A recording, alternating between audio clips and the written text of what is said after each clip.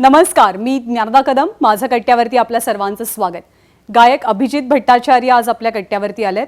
गातानाचा त्यांचा आवाज जितका सुरेल तितकाच तो कठोर लागतो आजूबाजूंच्या घटनांवरती समाज माध्यमांमध्ये व्यक्त होताना किंवा बोलताना. सध्या महाराष्ट्र, मुंबई पोलीस, महाराष्ट्राचे मुख्यमंत्री यांच्याविषयी बदनामीकारक वाक्यांचा पाऊस पाडणाऱ्या कंगना रनौतचं अभिजित करत असलेले समर्थन महाराष्ट्रात तर चर्चेचा विषय आहेच. बॉलिवूड सध्या गाजतंय ते ड्रग्सचे आरोप, घराणेशाही आणि अभिनेत्रींनी केलेल्या अत्याचाराच्या आरोपांमुळे. अभिजित यांनी अर्थातच एक गायक म्हणून ही सगळी दुनिया खूप जवळून पाहिली आणि अनुभवली आहे. आता बॉलिवूडमध्ये पडद्याआड नेमकं काय चालतं, गायक म्हणून बॉलिवूडमध्ये स्वतःला सिद्ध करताना त्यांना सुद्धा नेपोटिझम किंवा फेवरेटिझमचा अनुभव आला का? मध्यंतरी त्यांच्यावरती सुद्धा मीटूचे आरोप झाले होते. त्यामुळे अशा सगळ्या आरोपांमधनं वाट काढून आपलं करिअर सुरू ठेवणं किती मोठी कसरत असते हे त्यांना आपण विचारूयात. पण त्याचसोबत त्यांच्या गायकीच्या कारकिर्दीविषयी आणि त्यांच्या गाजलेल्या गाण्यांविषयी आपण गप्पा मारणार आहोत. अभिजितजी नमस्कार, आपलं मनापासून स्वागत एबीपी माझाच्या माझा कट्ट्यावर. नमस्कार.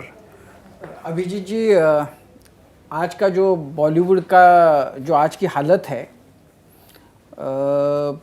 मतलब कोई उसके बारे में अच्छा बोलने वाला सामने दिख नहीं रहा है. आपको भी क्या जो आज जिसकी चर्चा है, नेपोटिज्म हो या जिस तरह का माहौल वहाँ है, उसका सामना करना पड़ा था किसी ज़माने में, और ये जो सब चल रहा है बॉलीवुड को लेके, आपको क्या लगता है जो हो रहा है सही हो रहा है, गलत हो रहा है? देखिए, मुझसे अक्सर कहा जाता है कि बॉलीवुड बट गया है. तो मेरा जवाब हमेशा एक ही है. बॉलीवुड, पूरा बॉलीवुड एक साथ एक तरफ है. अच्छा. और मैं अकेला एक तरफ हूँ. इसको अगर आप बटा हुआ बोलते हैं, तो मैंने कभी अपने को बॉलीवुड से माना ही नहीं. मैं अपने को कल्पना भी नहीं कर सकता कि मैं हीरो, हीरोइन, डायरेक्टर्स, फिल्मी लोगों के साथ मैं हूँ. कभी कल्पना भी नहीं कर सकता था. तो इसलिए भगवान ने मुझे आशीर्वाद है कि मैं म्यूज़िक में हूँ.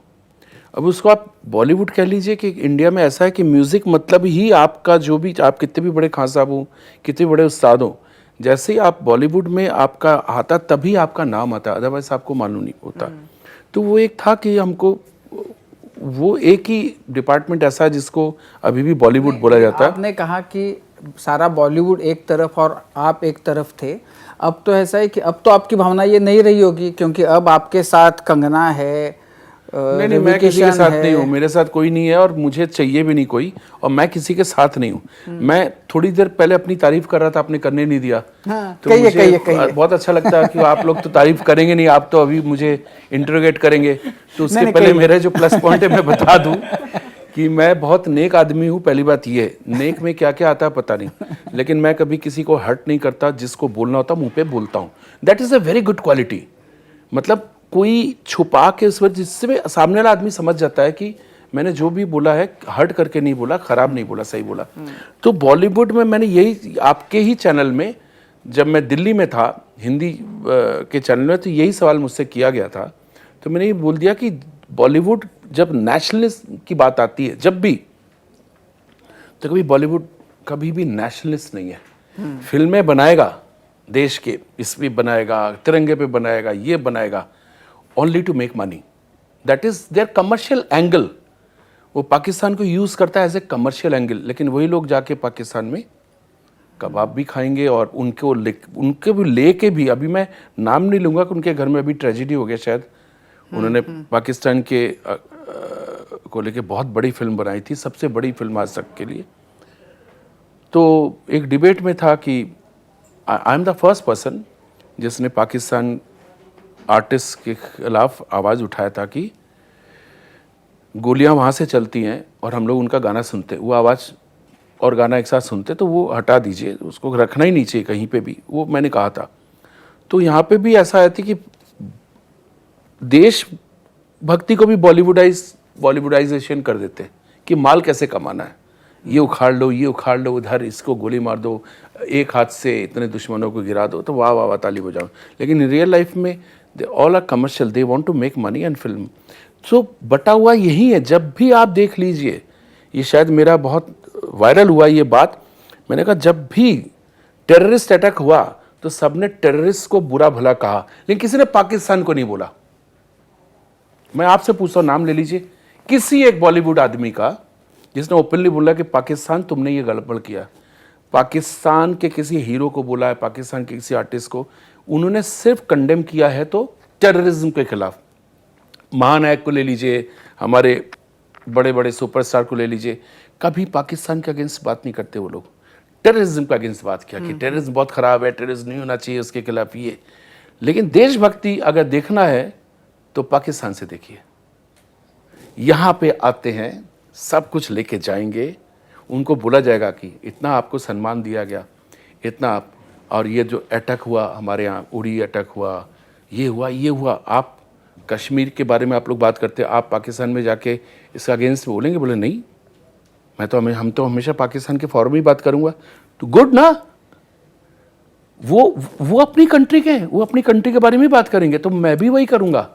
लेकिन मेरा जहाँ पे कंट्री के लिए मैं अगर दुश्मनों को दुश्मन बोलूँ तो लोगों को खराब लगता, कोई नहीं बोलता। तो यहीं पे बॉलीवुड बटा हुआ कि मैं एक तरफ, पूरा बॉलीवुड एक तरफ। लेकिन ये जो स्थिति थी, अब तो ऐसा है कि मतलब जो विचार, जिस विचार आपके लिए, मतलब आप जिस विचार से ताल्लुक़ रखते हैं, उस विचार के लोग अब बॉलीवुड में बढ़ रहे हैं। अच्छी बात है आपके लिए। नाम लीजिए। कंगना है, रवि किशन है, मनोज वाजपेयी है। They are political people. जब वोट मांगना कंगना होता भी पॉलिटिकल है। मैं to be very frank, I don't know, उसके सर्कमस्टांसेस के हिसाब से वो बात कर रही है। लेकिन हाँ, she is the only one, मुझे छोड़ के she is the only one जिसने पाकिस्तान के खिलाफ आवाज़ उठाई थी, आवाज़ उठाया। She is the only one. So मुझे बहुत अच्छा लगता है। लेकिन कहीं से भी कंगना मेरे को सपोर्ट करती है, मैं कंगना का सपोर्ट करता हूँ, बिल्कुल नहीं है। मैं अभिजीत हूँ, वो कंगना है, हमको कोई ज़रूरत नहीं है। लेकिन क्या है कि पॉलिटिक्स आपको देखना पड़ेगा कि नेशनलिज्म और पॉलिटिक्स, जब आप फिल्मों में, जब आप पॉलिटिक्स में नहीं आए थे, भले ही वो मनोज, जो आप नाम ले रहे हैं, मनोज वाजपेयी नहीं, कौन?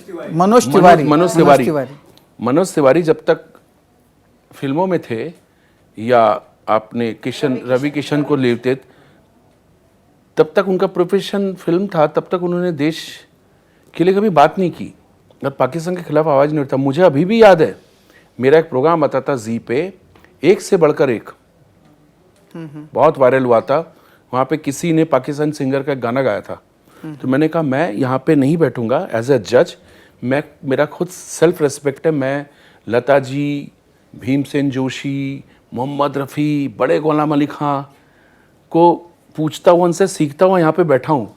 मैं इसलिए नहीं बैठा कि तुम बेसुरे पाकिस्तानियों का गाना यहाँ पे तुम कंटेस्टेंट लगाओगे, नहीं होगा, मैं नहीं अलाउ नहीं करूँगा, एज अ जज मैं अलाउ नहीं करूँगा। तो रवि किशन ही उसमें एंकर थे और मेरे ऊपर वो हुआ था, फाइन हो गया था कि आप ऐसा करेंगे तो हम आपको शो से निकाल देंगे, plus you have to compensate.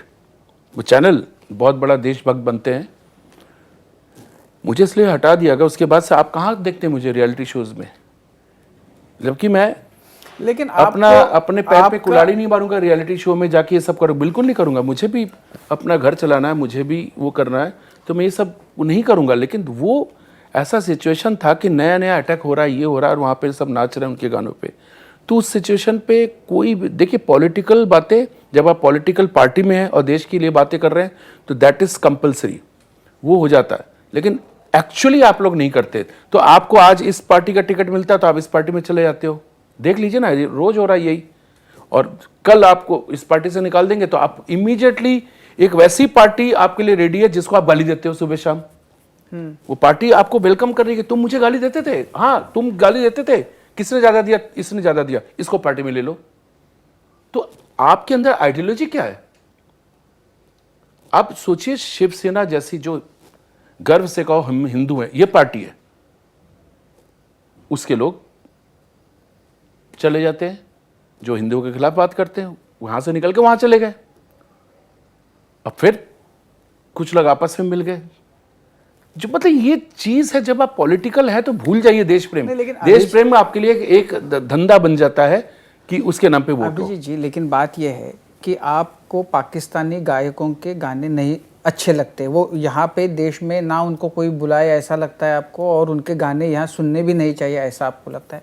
आपके कितने सारे गाने पाकिस्तान में पॉपुलर है, कितने सारे लोग गाने गाते हैं। अब आम आदमी जो है, जिसका राजनीति से कोई लेना देना नहीं, अगर उसे पाकिस्तानी किसी मतलब गायक का गाना अच्छा लगे, किसी अमेरिकन पॉप स्टार का गाना अच्छा लगे, मतलब किसी का भी अच्छा लग सकता है ना, तो आपको मतलब कम से कम आर्ट के क्षेत्र में तो ये नहीं होना चाहिए ना। ये जहाँ पे पैसा कमाने आते हैं ना, तो वहाँ पे आर्ट मत देखिए।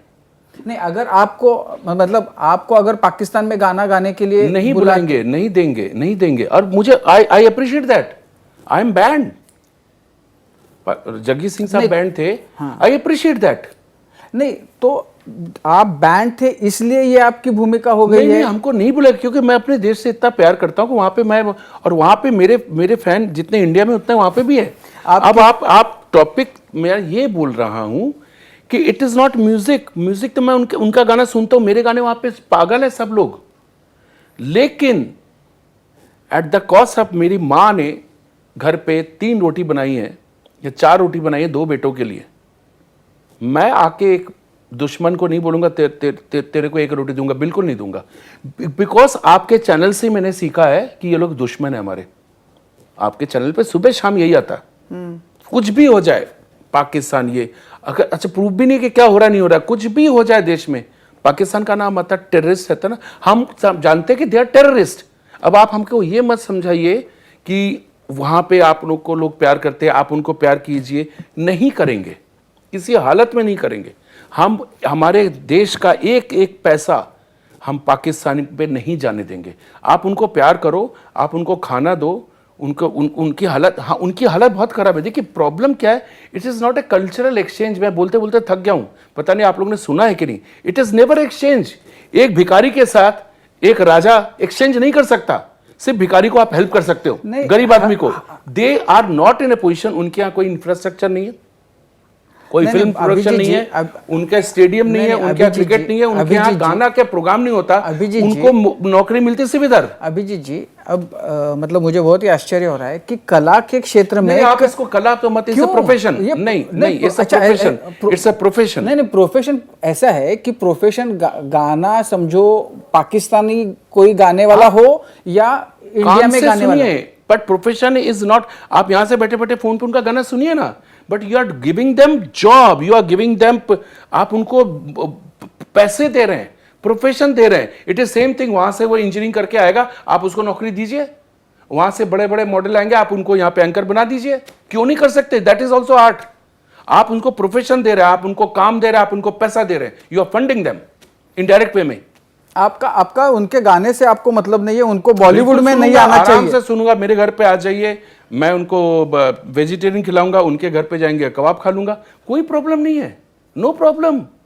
But why should I share our tax payers money? और हमारे देश का कोई भी उनके गानों को प्यार करेंगे लेकिन उनको नहीं प्यार करेंगे। They are terrorist, they are from the terrorist country. There is only one दुश्मन पूरे वर्ल्ड में। हमारा दुश्मन सिर्फ एक है, दैट इज पाकिस्तान। चाइना नहीं है। नहीं, चाइना किससे? हमारा कोई कल्चरल एक्सचेंज नहीं है। कल्चरल एक्सचेंज, आप उनके फोन यूज करेंगे, आप उनकी गाड़ियां यूज करेंगे, आप उनके सारी बाकी चीजें हैं वो यूज करेंगे। मुझे ऐसा लगता है कि आप उनकी तरफ से बात कर रहे हो। किनकी तरफ से? पाकिस्तान की तरफ से। नहीं, पाकिस्तान मुझे ऐसा लगता है इसमें डबल स्टैंडर्ड जो है, मैं बोल रहा हूँ डबल स्टैंडर्ड जो है कि हम पाकिस्तानी गायक को, I know Pakistan is our दुश्मन। मैं पाकिस्तान के सिर्फ खिलाफ बात करूंगा, पाकिस्तान के फेवर में बात नहीं करूंगा। आप चाहे उनके फेवर में जितनी बात कर लीजिए।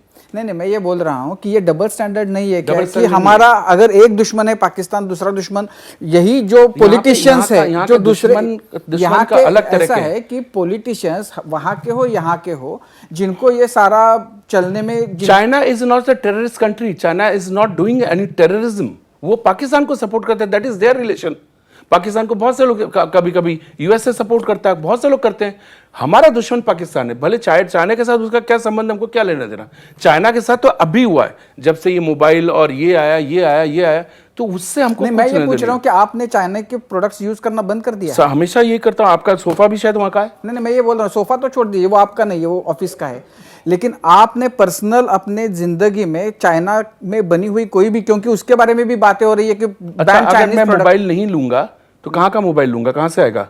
नहीं तो मतलब जब आप मोबाइल चाइनीज लोगे तो बट वो बात चाइना सही इसमें है। आ क्या रहा था? मैं तो इंडिया पाकिस्तान की बात कर रहा हूँ। ना चाइना क्यों नहीं आएगा? जैसे इंडिया चाइना नहीं पाकिस्तान आएगा। इंडिया चाइना आएगा। मैं बोल, जैसे आप अगर बोलते देश हो के कि- बारे में प्रेम है और चाइना अगर बॉर्डर पे हमें वहां पे बखेड़े और सुनिए, ये खड़ा कर रहा है। वॉर और दुश्मनी में बहुत फर्क है। वॉर आपका किसी के साथ भी हो सकता है, कल को उसके साथ भी हो सकता है। कोई नहीं, चाइना को मैं सपोर्ट ये कर रहा है, ideologically हमारा आपको- दुश्मन मैं ये बोल- टेररिस्ट नहीं, और वो भी नहीं, जिस रिलीजन देश- लेके लिए दुश्मन देश के बारे में जो हमारी भूमिका होनी चाहिए। हमारे लिए जहां पे दुश्मन होता है तो चाइना और पाकिस्तान लेंगे तो नहीं, लेकिन ये पाकिस्तान इतना हमारा मुश्किल दुश्मन है चाइना के प्रोडक्ट्स पे बैन करना आपके लिए इतना मुश्किल है? नहीं, मेरे लिए मुश्किल है। बैन करना चाहिए। नहीं मैं अगर तो जैसे ऐसा नहीं बोल रहा हूं कि नहीं करना चाहिए, फौरन करना चाहिए। हाँ, तो आप ये कह रहे हैं कि जैसे आपको चाइना पाकिस्तानी सिंगर्स को यहाँ नहीं गाना गवाना चाहिए उनसे, वैसे चाइनीज प्रोडक्ट भी आप नहीं उनके यूज करने चाहिए। ये तो हो ही रहा है, मुद्दा तो नहीं, चल आप रहा कर है। रहे हैं क्या? मैं ये बोल रहा हूँ। अब मुझे एक चाइनीज फोन दे दीजिए। आपके यहाँ पे सबसे नहीं, वो तो छोड़ दीजिए, वो अभिजीत मेरे यहाँ नहीं तो है। अमेरिका का, मेरे यहाँ वो तो अमेरिका अभिजीत- का है, मेरे यहाँ तो ये तो आईफोन है। नहीं, वो कहाँ मेड इन चाइना है वो? नहीं देखूंगा मैं नहीं देखूंगा। मैं नहीं, अब सुन लीजिए, मैं ईमानदार हूँ, मैं देखूंगा ही नहीं, मैं तो देखूंगा ही ऐसा- नहीं। ये चाइना डबल होते स्टैंडर्ड हुए है ना? मैं इसको नहीं, लेकिन ये पाकिस्तान डबल स्टैंडर्ड है ना नहीं, सर? डबल स्टैंडर्ड है सोलली। अच्छा, आपने दुश्मन तय कर लिया है, पाकिस्तान है तो जी सिर्फ हाँ। पाकिस्तान के, चाइना के बारे में आप कुछ नहीं बोलेंगे? नहीं, बॉर्डर अभी पे नहीं कुछ करूंगा। भी हो जाए चाइना आप के नहीं साथ- चाइना बोलेंगे? के साथ जब होगा कि बॉर्डर चाइना पे कुछ भी, टेररिस्ट अब कंट्री, क्या होना चाइना बचा हमारा है? ये क्या होना बचा है? बॉर्डर पे तो इतना कुछ चल रहा है। हो रहा है ना। तो हुआ सारे भी तो सारे बहुत सारे लोग ये बोल रहे हैं कि चाइनीज प्रोडक्ट पे बैन कर दो। तो ये कोरोना भी तो चाइना प्रोडक्ट है, सब कुछ वो है। तो ये इसमें हम इंडिविजुअल कुछ नहीं कर सकते। यहाँ पे हमारी सरकार कर रही है, हमारी सरकार जो कर रही है हम उसको फॉलो कर रहे हैं। ये बताइए कि जो ये बात हो रही है कि यहाँ पे मुंबई के फिल्म इंडस्ट्री में नेपोटिज्म है, यहाँ पे लोग एक दूसरे को ही देखते हैं और मतलब घर वालों को काम मिलता है। आप तो कानपुर जैसे शहर से, इस इंडस्ट्री से ज़्यादा कोई संबंध नहीं है, आपका शुरुआती दौर कैसा रहा? आपको भी ये सारी परेशानियों का, जिस तरह के आरोप लग रहे हैं आजकल, आपको परेशानियों का सामना करना पड़ा? सुनिए, मेरी बातें जरूरी नहीं कि मैं हर बात सच बोलूं, मतलब मेरी बातें अच्छी हो ऐसा जरूरी नहीं है। नेपोटिज्म हर जगह है, नेपोटिज्म हर जगह। और नेपोटिज्म कोई मेहनत करके एक जगह बनाता है। अब जैसे कपूर देख लीजिए, आज पृथ्वीराज कपूर अगर नहीं आते, इधर नहीं होता, या फाल्के साहब अगर नहीं होते, ये फाल्के साहब, अब मुझे नॉलेज नहीं, फाल्के साहब के आगे के जो वंशज है उनमें से कोई नहीं था, नहीं आया है, नहीं है। नहीं, कोई था, मतलब इसमें कुछ आया नहीं, उनके फिल्म लाइन में कोई नहीं। हाँ, तो होता तो अच्छा होता ना। हम तो ये नहीं बोल रहे किसी का कंट्रीब्यूशन, तो आप कंट्रीब्यूशन देख लीजिए। आपको दूसरा राज कपूर मिला कभी, लेकिन आपको ऋषि कपूर मिला, लेकिन राजीव कपूर तो फ्लॉप है। आपको ऋषि कपूर, आपको शशि कपूर मिले, लेकिन रणधीर कपूर तो फ्लॉप है। ऐसा तो नहीं है कि नेपोटिज्म में। अब हमारे आप देख लीजिए, बड़े सिंगर्स के बेटे नहीं चले। आपके म्यूजिक डायरेक्टर बनाने की कोशिश की, बड़े सिंगर के भाई ने, ये वो सब कुछ होने के बाद भी नहीं चलेगा जब तक आप नहीं। तो अगर सोचिए, अगर इसको आप नेपोटिज्म कहेंगे कि एस.डी. बर्मन का बेटा आर.डी. बर्मन है, उसको मैं नेपोटिज्म में नहीं लेता हूं। मैं बोलता हूं भगवान ने अच्छा किया जो एस.डी. बर्मन को आर.डी. बर्मन जैसा बेटा मिला। ठीक है, वाह भगवान क्या किया, राज कपूर का बेटा ऋषि कपूर। तो लेकिन ये बात आप सबके साथ नहीं कह सकते। नेपोटिज्म का शिकार खुद बाप होता है, जिसको बेटे को लॉन्च करना होता है। कितना बड़ा शिकार बेटा नहीं है, शिकार बाप है। उसका पहली दिन की उसकी पिक्चर, पूरा नाम आपको तो जानना नॉलेज होगा, वो जो एक प्रियंका चोपड़ा के साथ जिसका पिक्चर आई थी, वो लुट गया कहीं पे भी, दे आर नॉट। हाँ, उसके पिताजी ने पिक्चर बनाई, उनका दिखा दिया, मीडिया में भी शुरू हो गया, इनका इश्क शुरू हो गया। उसके बाद वो चली गई Chopra ji, tata bye bye करके। तो अब हो क्या रहा है? और आज उनकी पिक्चर रिलीज भी हुई तो क्या हुई? तो हर बाप अपने बेटे के लिए पिक्चर बनाता है, तो वो तो शिकार वो खुद ही हो गया ना। नेपोटिज्म का शिकार अभी देखिए, अगर इतना ये होता तो हर स्टार का, मैक्सिमम स्टार के बेटे फ्लॉप हैं।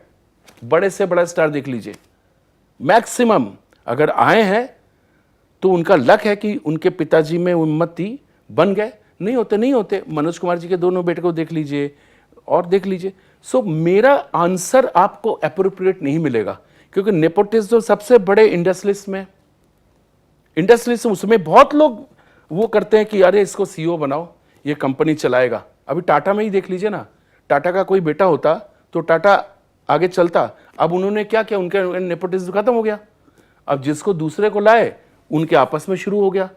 तो नेपोटिज्म को आप फिल्मों से क्यों जोड़ रहे हैं? नेपोटिज्म को उनको, मैं नेपोटिज्म से तो नहीं आया ना, मैं नहीं आया, कोई भी नहीं आया। तो नेपोटिज्म अपने आप में एक शिकार है जिनके ऊपर सर पे रहता कि मेरा बेटा क्या करेगा। I am thankful to God कि मेरे बेटे इतने सिंसियर नहीं है, इतने टेरिफिक सिंगर है मेरा छोटा बेटा। आप लोगों ने सुना भी, बहुत लोगों ने सुना होगा, लेकिन ही इज नॉट सिंसियर। अगर सिंसियर होता तो मैं भी कुछ करता। लेकिन म्यूजिक में ऐसी चीज़ें आप कुछ नहीं कर सकते, क्योंकि music is not a production. आप ज़्यादा से ज़्यादा स्टूडियो में ले आके 2 गाने रिकॉर्ड कर देंगे, क्या करेंगे? तो मुझे ऐसा लगता है कहीं ना कहीं नेपोटिज्म से हमको बहुत कुछ मिला है, अच्छा मिला है। और कहीं कहीं पे जो फेल हो गया उसके बारे में बात ही नहीं करते कि नेपोटिज्म के शिकार में जो लोग लूट गए, जो बर्बाद हो गए, उनके लिए तो बात ही नहीं करते। उन्हें करोड़ों घर बिक गया। आप कानपुर से आए तो मतलब कुछ जान पहचान थी, कैसे आ गए कानपुर छोड़ के मुंबई में, और कैसे मिला ब्रेक आपको? इजी था? अगर जान पहचान होती तो कानपुर में ही सबको बुला लेता मैं, मुझे गवा दवा के। इट इज द मोस्ट, मतलब अगर मैं अपनी गाथा सुनाने लगूं कि मैंने कैसे स्ट्रगल किया, तो बहुत से लोग कान पकड़ लेंगे कि हमको नहीं करना। मतलब इस दौर से गुजरना पड़ा, कहाँ से। सो ये टैलेंट, फाइनली ये टैलेंट लाइन, जब तक कोई आपके टैलेंट को नहीं सुनेगा, बहुत से टैलेंटेड लोग हैं जिनको लोग देख भी रहे हैं, सुन भी रहे हैं, एक से एक गुड लुकिंग है, सब ये है, लेकिन उनको चांस नहीं मिल रहा है। मेरा टैलेंट को हो गया होता, मेरा भी खत्म हो गया होता, मैं तो पूरी तैयारी कर चुका था कि वापस जाऊंगा कानपुर। आपको मुंबई आने के बाद कितने दिनों के बाद काम मिला? देखिए, मैं 79 से मैं हमेशा कानपुर से आता था रिटर्न टिकट लेके कि वापस जाऊंगा। तो लेकिन फिर वही हो गया। तो मुझे हार्डली 79, 80, 81, 82 थर्ड ईयर मुझे चांस मिलेगा। लेकिन 3 साल में जो मेरी हालत हुई, जो एक मेरा ट्वीट पे मुझे कितनी गालियां मिली थी, वो सलमान खान वाला, जो फुटपाथ वाला। I am not a Salman Khan fan, कभी लाइफ में ना उसका फैन बनूं, लेकिन मैंने एक इशू पे किया था क्योंकि मेरे साथ ऐसा हुआ था। अगर मैं ना घर, एक चबूतरा तक मेरे पास नहीं, कि अगर आपके इस बिल्डिंग के नीचे अगर मैं आके सो जाता, वॉचमैन भगा देता, रात को बारिश हो रही है, तो मेरी ये हालत हुई थी कि मैं कभी सड़क पे नहीं सोया। मैं ढूंढता था कहीं जगह मिल जाए इधर, मुझे मालूम अगर रात को कोई कुचल के चला जाएगा तो मेरे माँ बाप इसलिए सपना देख रहे कि मेरा बेटा गया है कि उसकी लाश लेने जाएंगे बॉम्बे में, कोई नहीं आएगा। तो मेरा यही था एक ट्विटर का, इसका मतलब किसने समझा लेकिन मुझे गालियां हुई। तो फिर गुड, अगर आपको नहीं मालूम है तो वेरी गुड। नहीं, लेकिन जिसके लिए आपको इतनी गालियां खानी पड़ी, क्या यही क्या ऐसा लग रहा था जैसे मैंने सलमान को सपोर्ट किया। आप बताए ना, आप कितना रिपोर्ट करते हैं, जब जितना सलमान के साथ हुआ, जितना सलमान ने 3 लोगों को मारा, तो he is born for that. लेकिन जो मरने वाला आदमी है वो सड़क पे सोया है, तो मैंने लिखा था कुत्ते, मतलब वही ये डॉग लिख देता तो उतना गाली नहीं पड़ता। बस हिंदी से लोगों को नफरत है। सॉरी ठीक है, सॉरी बोल दीजिए, ठीक है। खेद है बोलेंगे तो आपका जगह जगह छेद कर देंगे उठा के। सो ये प्रॉब्लम है। तो मैं समझ गया कि क्या है नहीं है। तो मुझे, अगर मैं अपने पूरे मेरिट पे मुझे चांस मिला, वो भी जब मैं छोड़ के जाने वाला था, मुंबई छोड़ के। आर.डी. बर्मन, वो भी सोच भी नहीं सकता कोई आदमी आज के दिन भी, अगर ना तो पहले कभी किसी ने सोचा था आर.डी. बर्मन किसी को ब्रेक देगा, ऐसा हुआ ही नहीं, लाइफ में कभी नहीं हुआ ही नहीं कभी। कोई ये नहीं सोच सकता कि मैं पहली फिल्म में लता जी के साथ गाऊंगा, कोई सोच ही नहीं सकता। कोई म्यूजिक डायरेक्टर नहीं सोच सकता कि मेरे को जिस दिन एक फिल्म मिलेगी मैं पहला गाना लता जी से गाऊंगा, सोच ही नहीं सकता। कोई डायरेक्टर नहीं सोच सकता कि मैं पहली फिल्म बनाऊंगा तो अमिताभ बच्चन के साथ करूंगा, नहीं हो सकता। मेरे साथ हुआ। मुझे आर.डी. बर्मन ने ब्रेक दिया। मेरी पहली फिल्म में मैंने किशोरदा के साथ डुएट गाया, आशा जी के साथ डुएट गाया, लता जी के साथ डुएट गाया। बताइए, तो ये कभी कभी ऊपर वाला जब देता है ना कि बोलते जो डिजर्व करेगा उसको दो। देखिए फिर मुझे सक्सेस नहीं मिला, इतना होने के बाद भी मुझे सक्सेस नहीं मिला। I was without job again, क्योंकि जब आप स्ट्रगल कर रहे हैं और आपका नाम अभिजीत से प्लेबैक सिंगर अभिजीत हो गया ना, तो सामने वालों से मैं कितना वो करूंगा, क्या अब मैं नॉर्मल नहीं रह गया, प्लेबैक सिंगर हो गया। अब मैं जहाँ जहाँ गलियों कूचों में जाके काम मांगने जाता था वो भी मेरा बंद हो गया, मैं प्लेबैक सिंगर बन गया। पिक्चर भी फ्लॉप हो गई, मैं भी फ्लॉप हो गया, कुछ नहीं हुआ, फिर रखड़ता रहा। मतलब अनदर ऑलमोस्ट 84 में फिल्म रिलीज हुई थी, till 90 almost 7 years।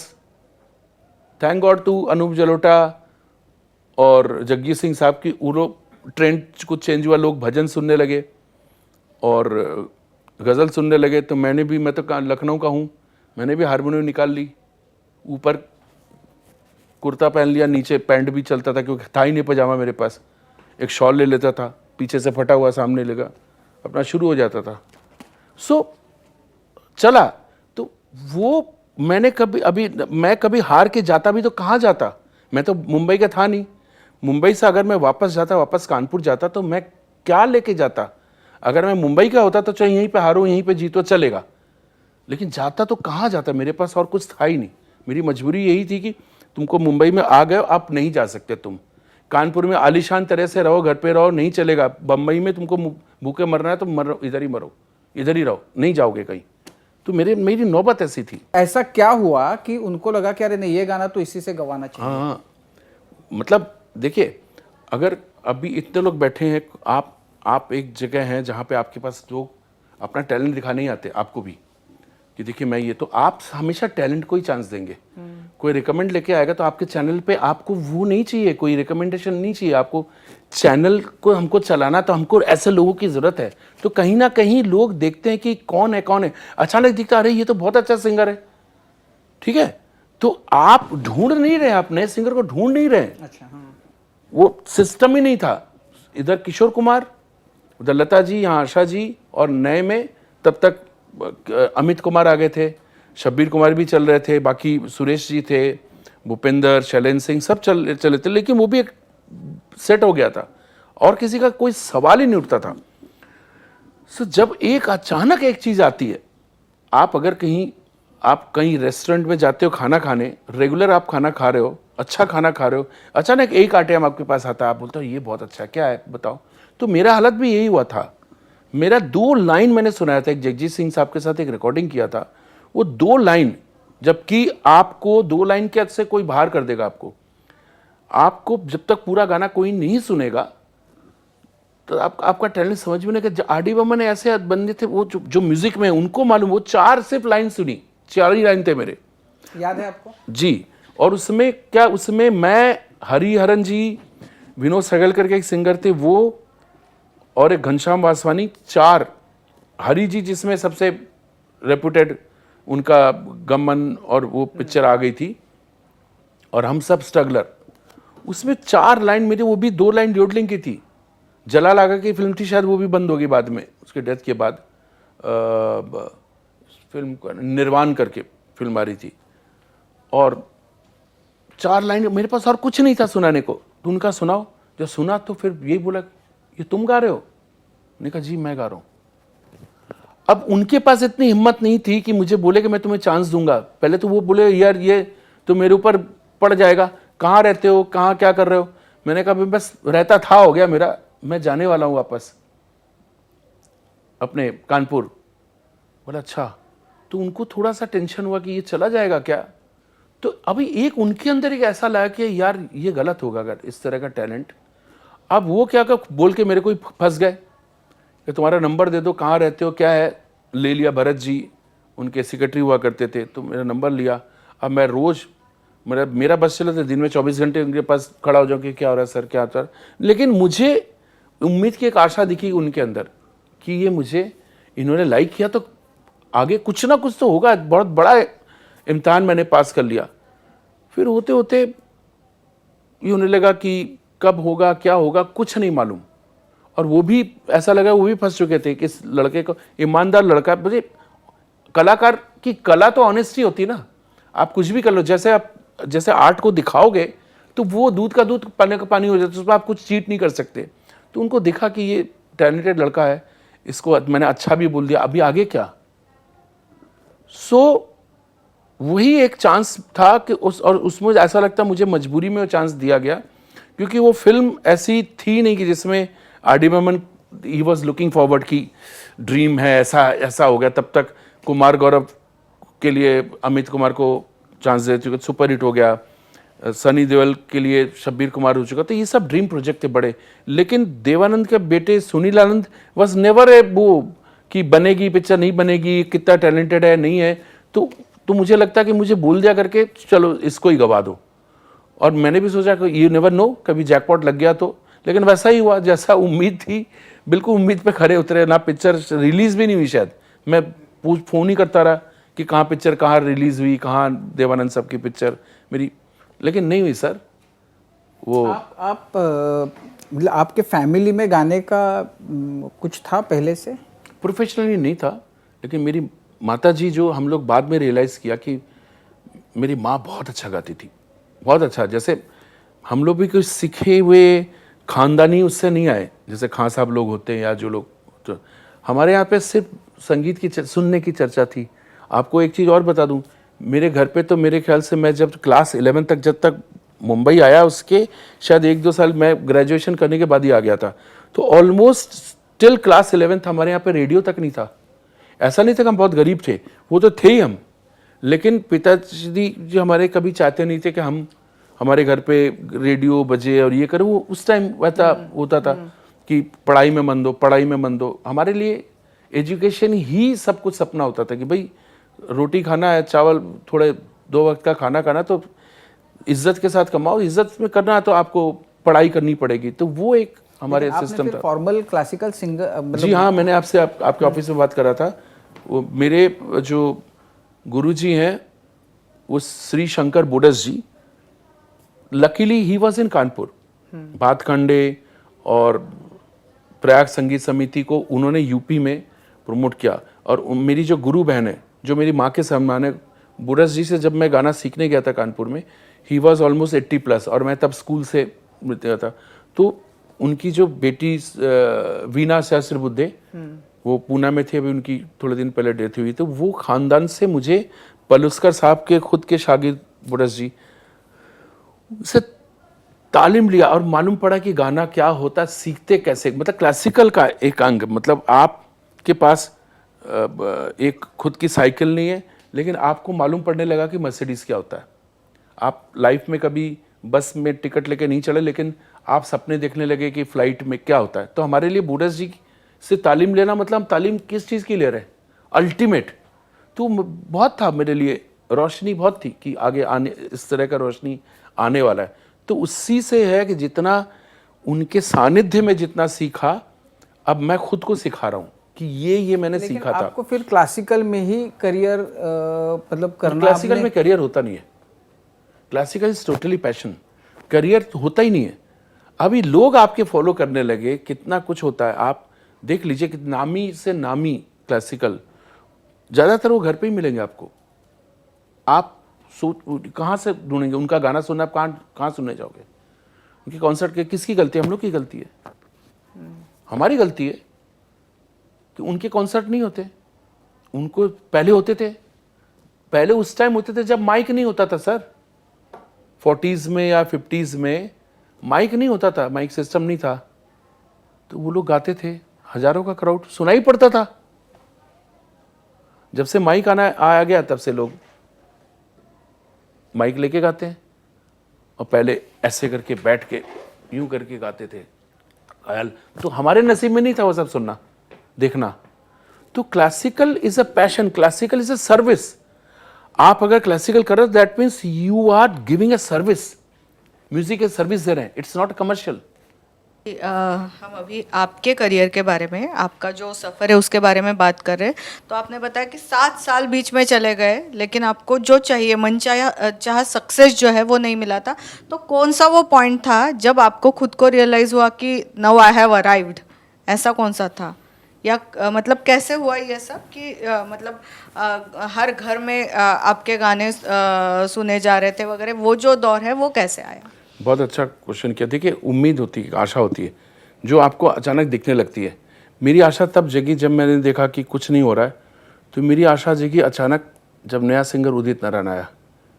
Udit Narayan उसके पहले 5-6 फिल्मों में गा चुके थे। कोई पिक्चर आई थी होटल, कोई आई थी हमारी बहू अलका, ऐसे हमको मालूम था, लेकिन स्ट्रगल साथ में ही करते थे।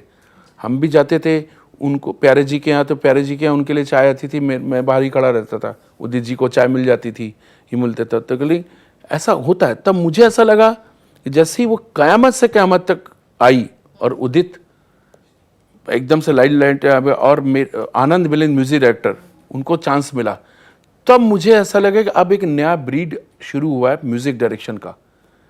फिर धीरे धीरे तो मुझे ऐसा लगा अब हमको भी चांस मिलेगा। उम्मीद, बहुत बड़ी उम्मीद थी कि जो उदित को चांस मिला है तो अगला नंबर मेरा ही है। लेकिन अगला नंबर फिर भी मेरा नहीं आया, अगला नंबर आ गया शानू का, हाँ कुमार शानू का। तो लेकिन फिर भी मेरा नंबर नहीं आया, तो मैंने कहा ये अगला मेरा ही आएगा, फिर अगला मेरा आ गया। सो वही है कि आप सोच भी नहीं सकते कि जो चीज़ मेरी नहीं है वो अचानक मुझे मिल गई। ये उस दिन मैं किसी का वो देख रहा था बहुत फेमस, कि देखिए आप कितना भी मेहनत कर लीजिए, there is a one power, अगर आपके अंदर है और आपकी बात है, एक पावर है जो आपको वो दिलाएगा, लेकिन आप उस टाइम अवेलेबल होने चाहिए। तो मैं अवेलेबल था। इंसिडेंट ऐसा हुआ, फिल्म बन रही थी बागी, इमीडिएटली सलमान खान की सेकंड मूवी मैंने प्यार किया के बाद, ही वॉज द सुपरस्टार। और मैं जिस प्रोड्यूसर डायरेक्टर के पास, ये गलत है कि बीइंग ए सिंगर मैं स्ट्रगल कर रहा हूँ प्रोड्यूसर डायरेक्टर के पास, वो गलत है, लोग अभी भी करते हैं। तो उसने कभी मुझे भाव ही नहीं दिया। नितिन मनमोहन, वो प्रोड्यूसर डायरेक्टर बहुत बड़े बन गए थे, वो he was a producer not a director. उनके यहाँ पे कोई लेके गया, मैंने उनको सुनाया, उन्होंने गाना सुना, हाँ। और देखिए हुआ कैसे, मैं बैठा हूँ, लेकिन एक चीज़ बहुत क्लियर है, ये हमारे पूर्वज या हमारे भगवान या अल्लाह या जीसस जो भी बोल के गए कि एक लक होता है, लेडी लक, वो मेरे साथ हुआ। मेरी शादी के पहले तो आई वॉज स्ट्रगलर टिल शादी, मतलब शादी जिस दिन हो भी गई उसके बाद मैं गिन रहा था कि भाई देखो गिफ्ट क्या मिला है, तो कोई पैकेट खोल रहा है किसी में लेमन सेट, मैंने कहा भाई कैश देख कुछ है कि नहीं है, बिल देना केटरर को। तो वो देख रहे थे कैश कितना आया, तो देखा कुछ शायद 3-3.5 हज़ार शायद कैश आ गया। तो मैं सोचिए मैं अपने रिसेप्शन सूट में हूँ और मैं उसको बोला कैश कितना देखना, वो उधर पीछे केटरर खड़ा है। तो I am very lucky for them. वो केटरर बहुत बड़ा आज इंडिया का नाम ही है वो है, अब पता नहीं नाम लेना चाहिए कि नहीं, वो मिनी पंजाब उसका बना नहीं था, तो he was doing catering for us. Chembur golf club में मेरी शादी हुई थी कि मेरे father in law he was in best position, Chembur golf club के वो सेक्रेटरी थे, उनकी बेटी, और देखो मेरे साथ शादी हो रही थी। तो सोच लीजिए मेरे अंदर कितना बड़ा टेंशन होगा, मैं लाइफ मेरी कैसे डगमगा गई थी, अब मैं करूं तो क्या करूं। तो वो गिन रहा हूं पैसे, तो उससे तो मैंने पैसे दिए केटरर को। लेडी लक ऐसा होता है कि जिस दिन मेरी शादी हुई 24 ऑफ मई, और मेरी वाइफ ने, उसके पहले हमारा वो चला था, अफेयर चला था 2-3 साल का, और उसके बाद मई में हुआ, जून और जुलाई में मुझे इतना बड़ा ब्रेक मिल गया।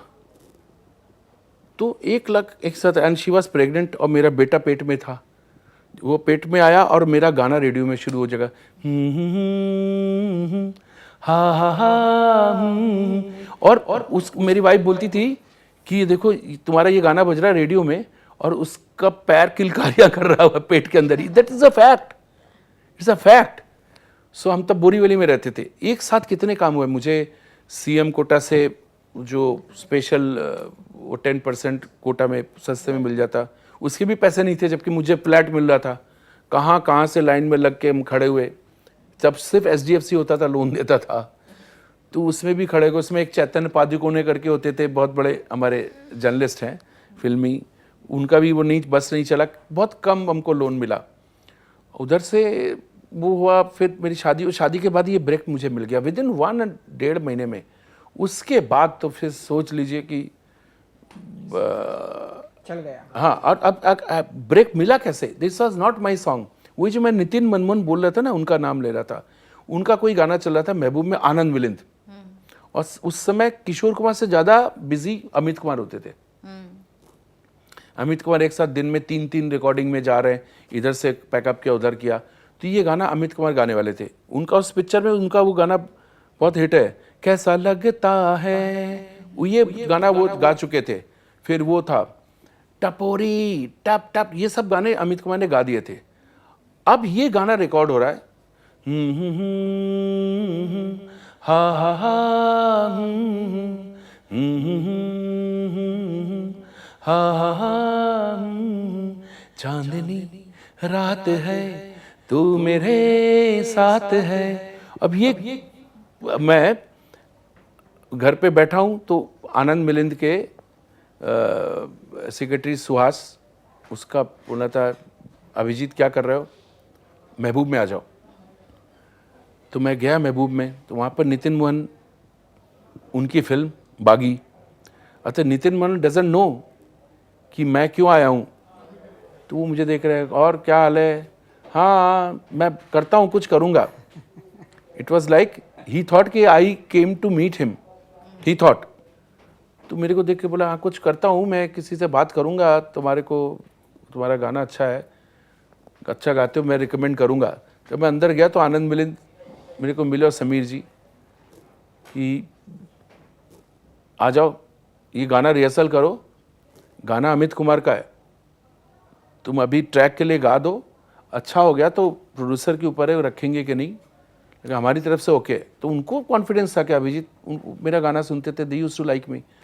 उन्होंने गाना गवा दिया मेरे को। अब नितिन मनमोहन, तू गा रहा है? मैं नहीं गाया है। तो आनंद मिलिंद, समीर जी सब, ये गाना हो गया, तो अब सेकंड गाना अब ट्रैक होगा, अब दूसरा गाना शुरू होने वाला है दोपहर के बाद, सेकंड गाना, और कविता जी उधर ही है, मेरा कविता जी का लाइव।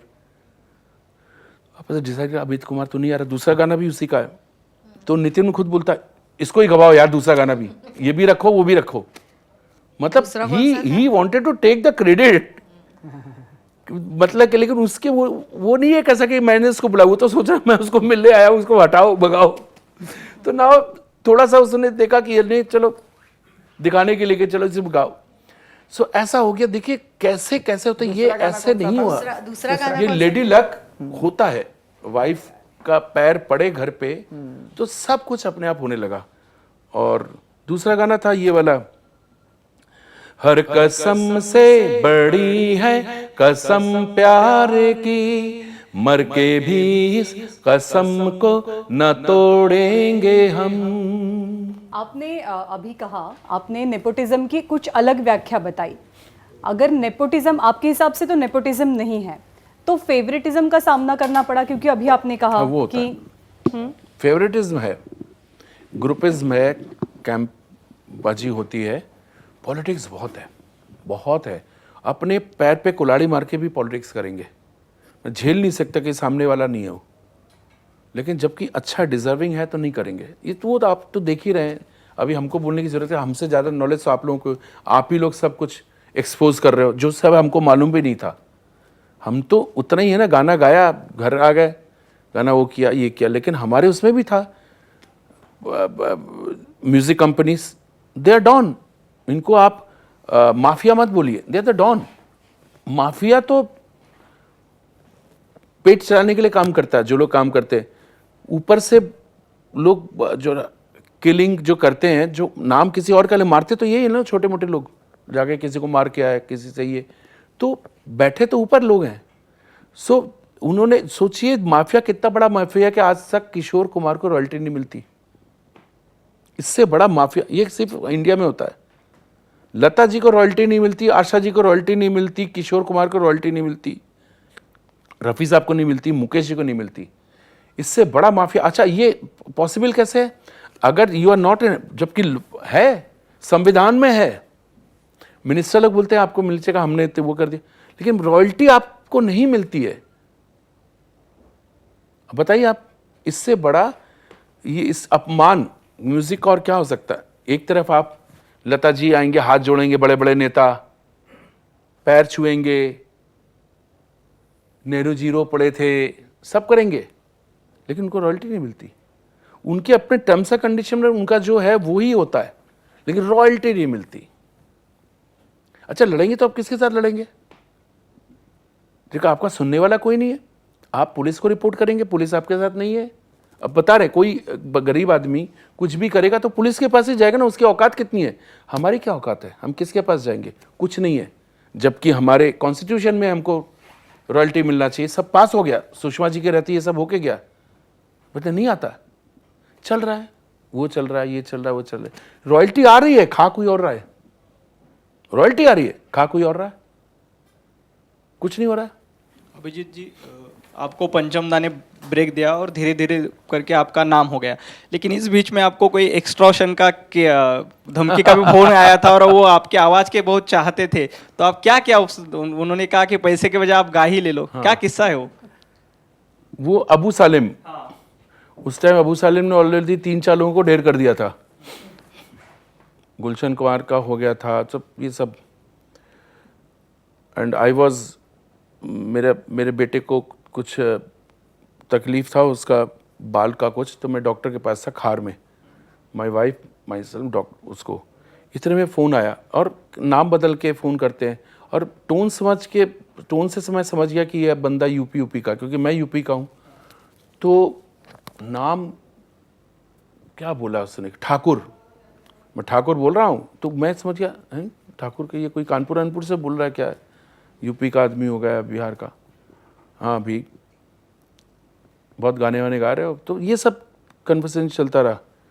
सुना है ना कि अच्छा कुछ पैसे चाहिए बॉस को, अब बॉस कौन, वो खुद ही बोल रहा है, हाँ कहाँ हो, मैंने कहा अच्छा इस नंबर पे फ़ोन करो। उसने नंबर दिया, तो मोबाइल आ गया था तब, इस नंबर पे फ़ोन करो। अब मैं झूठ बोलूँ, क्या सच है कि झूठ है, समझ में नहीं आ रहा ना। और बोला अपने मोबाइल से मत फ़ोन करो, तेरे को प्रॉब्लम होगा, आपको प्रॉब्लम होगा, इस नंबर से फ़ोन करो। तो मैं जहाँ पे STD कॉल है वहाँ पे गया, वहाँ से 97 + 97 उसको फ़ोन किया, तो सामने से बोलता कि आप आर्टिस्ट हो, सिंगर हो, तो प्यार से बात कर रहे हैं, ये नहीं तो हमको मालूम है कैसे बात करते हैं।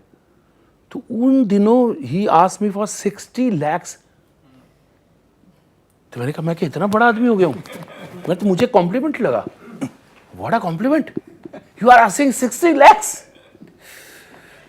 तो मैंने कहा क्रेडिट कार्ड से दे दूं आपको, लेकिन उसमें भी इतना लिमिट नहीं है मेरा। उस टाइम मैं फ्लैट, नया फ्लैट लिया था लोखंड वाला में, लोन इतना देना था, ये था बड़ा, और मेरा नई गाड़ी चली थी, मेरा शुरू हुआ गाड़ी, मतलब तब तक शायद यस बॉस वगैरह आ चुका था, 5-6 साल अच्छा बिल्कुल चल रहा है। तो कोई सोचा, तो मुझे ऐसा लगा कि यार इसको कोई गलतफहमी कि मैं इतना बड़ा आदमी हूँ। तो बड़ा, पहले तो मैं हंसता रहा था, सामने से उसने फिर गाली दे दी मेरे को, अपना बढ़िया वाला लैंग्वेज से, सम्मान के साथ गाली दिया आ गया। तो फिर मैंने कहा गुरु आप मेरे को मार दो, एड्रेस ले लो, कहाँ पे खड़ा रहूँ बोल दो, गोली मार दो, क्योंकि आपको ऐसे भी नहीं दे सकता, गोली मारने के बाद भी नहीं मिलेगा, क्यों खराब कर रहे हो अपने, गोली क्या वो। फिर ना माने, मुझे इसका नंबर दो, मुझे उसका नंबर दो, मुझे इसका नंबर दो, लो बड़े छा रहे हो आजकल टीवी में, रहे तब सब टीवी चैनल शुरू हो गए थे, सोनी, जी, ये सब छाया हुआ था।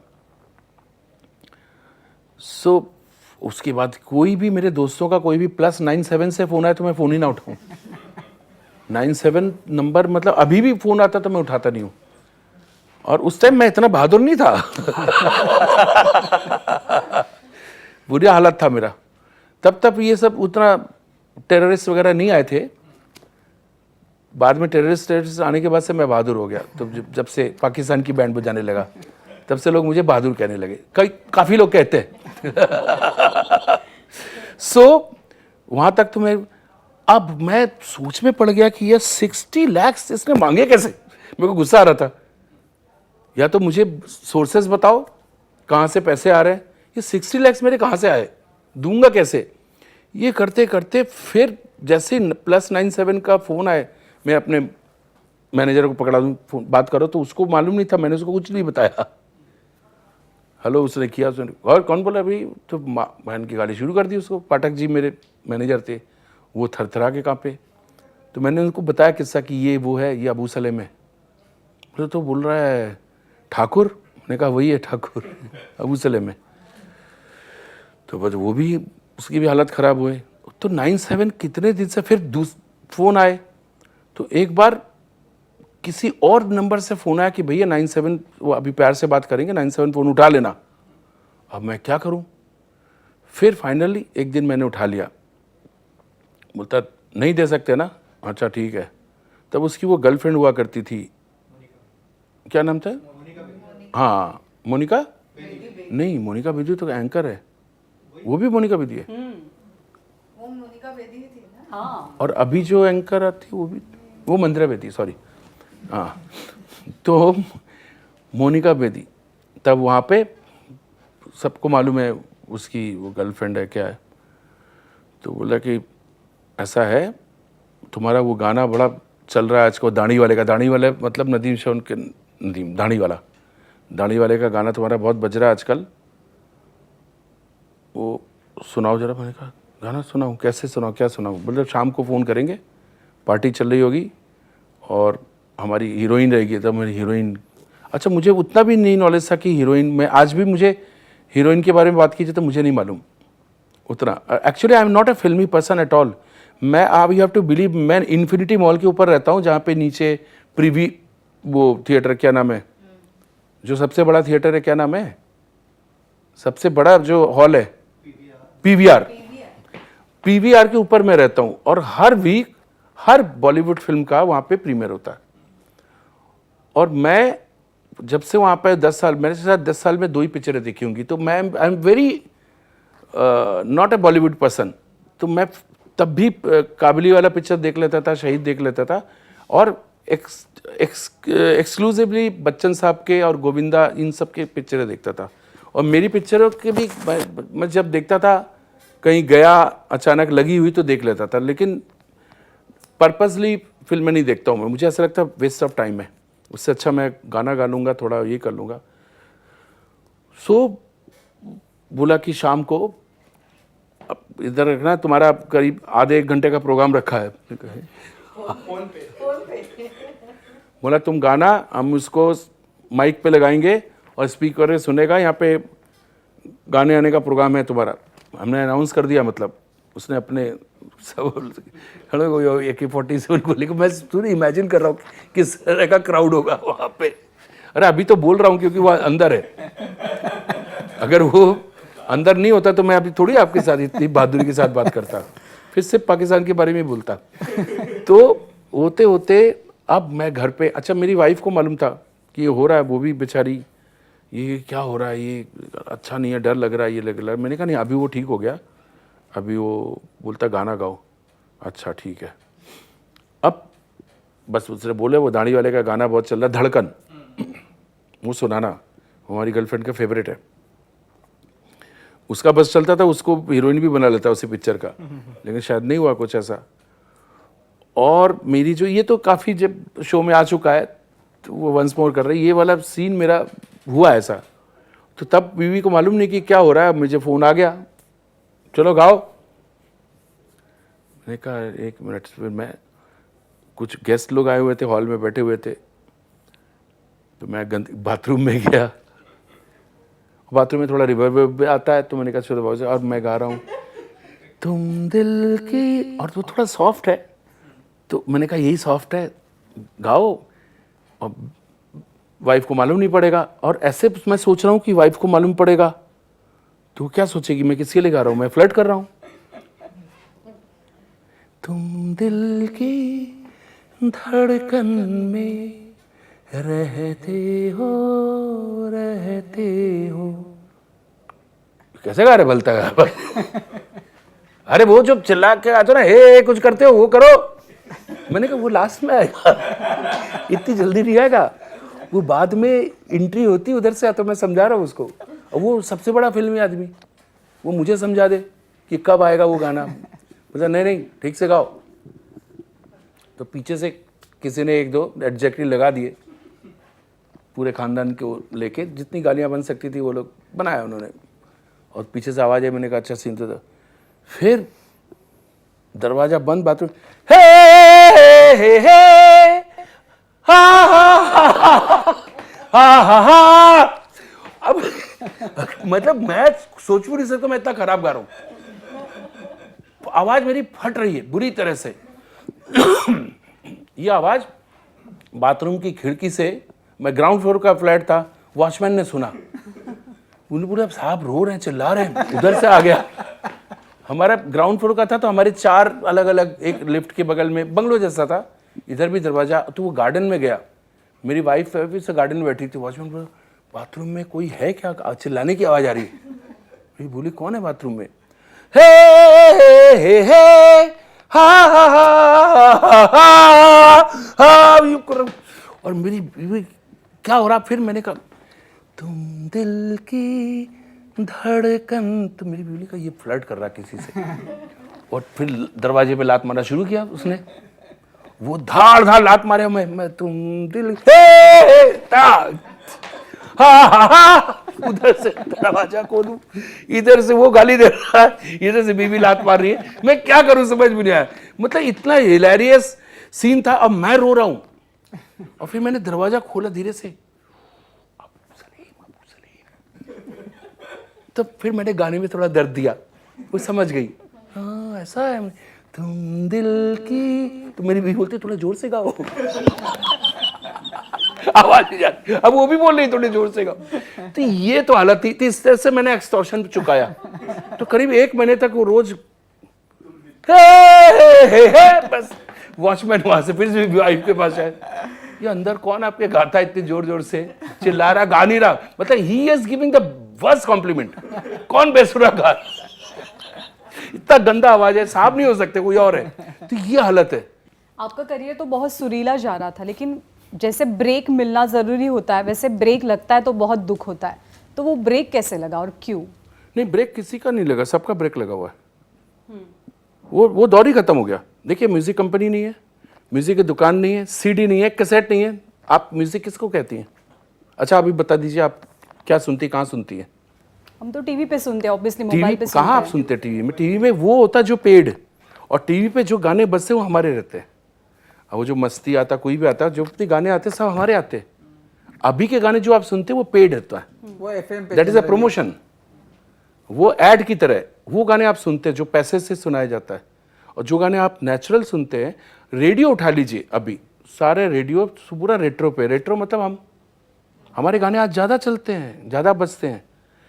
आप वो देख रहे हो कि मैं फिल्मों में नहीं गा रहा हूँ, 50,000 सिंगर गा रहे हैं, एक सिंगर शायद है जिसका गाना चलता था या चल रहा है, वो भी था में आ जाएंगे थोड़े दिन में। सो music industry, music is not existing now. ये हमारा एक लास्ट एरा था जहाँ पे लोग कहते थे कि ये प्लेबैक सिंगिंग है। अब प्लेबैक सिंगिंग नहीं है, एक फीमेल वॉइस भी हीरो के ऊपर सूट कर सकती है, या एक मेल वॉइस भी हीरोइन के ऊपर जा सकता है, क्योंकि आप सिर्फ देख रहे हैं कि हीरोइन डांस कर रही है, लेकिन आवाज से कोई मेल जैसा लग रहा है।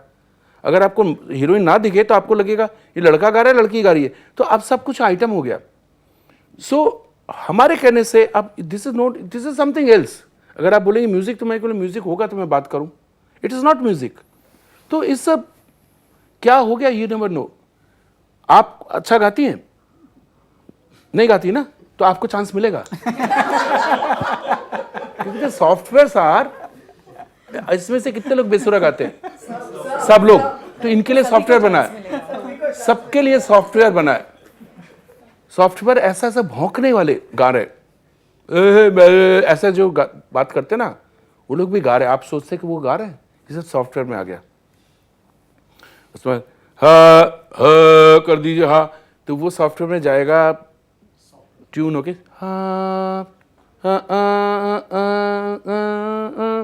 ऐसे पूरा चला जाएगा उसमें।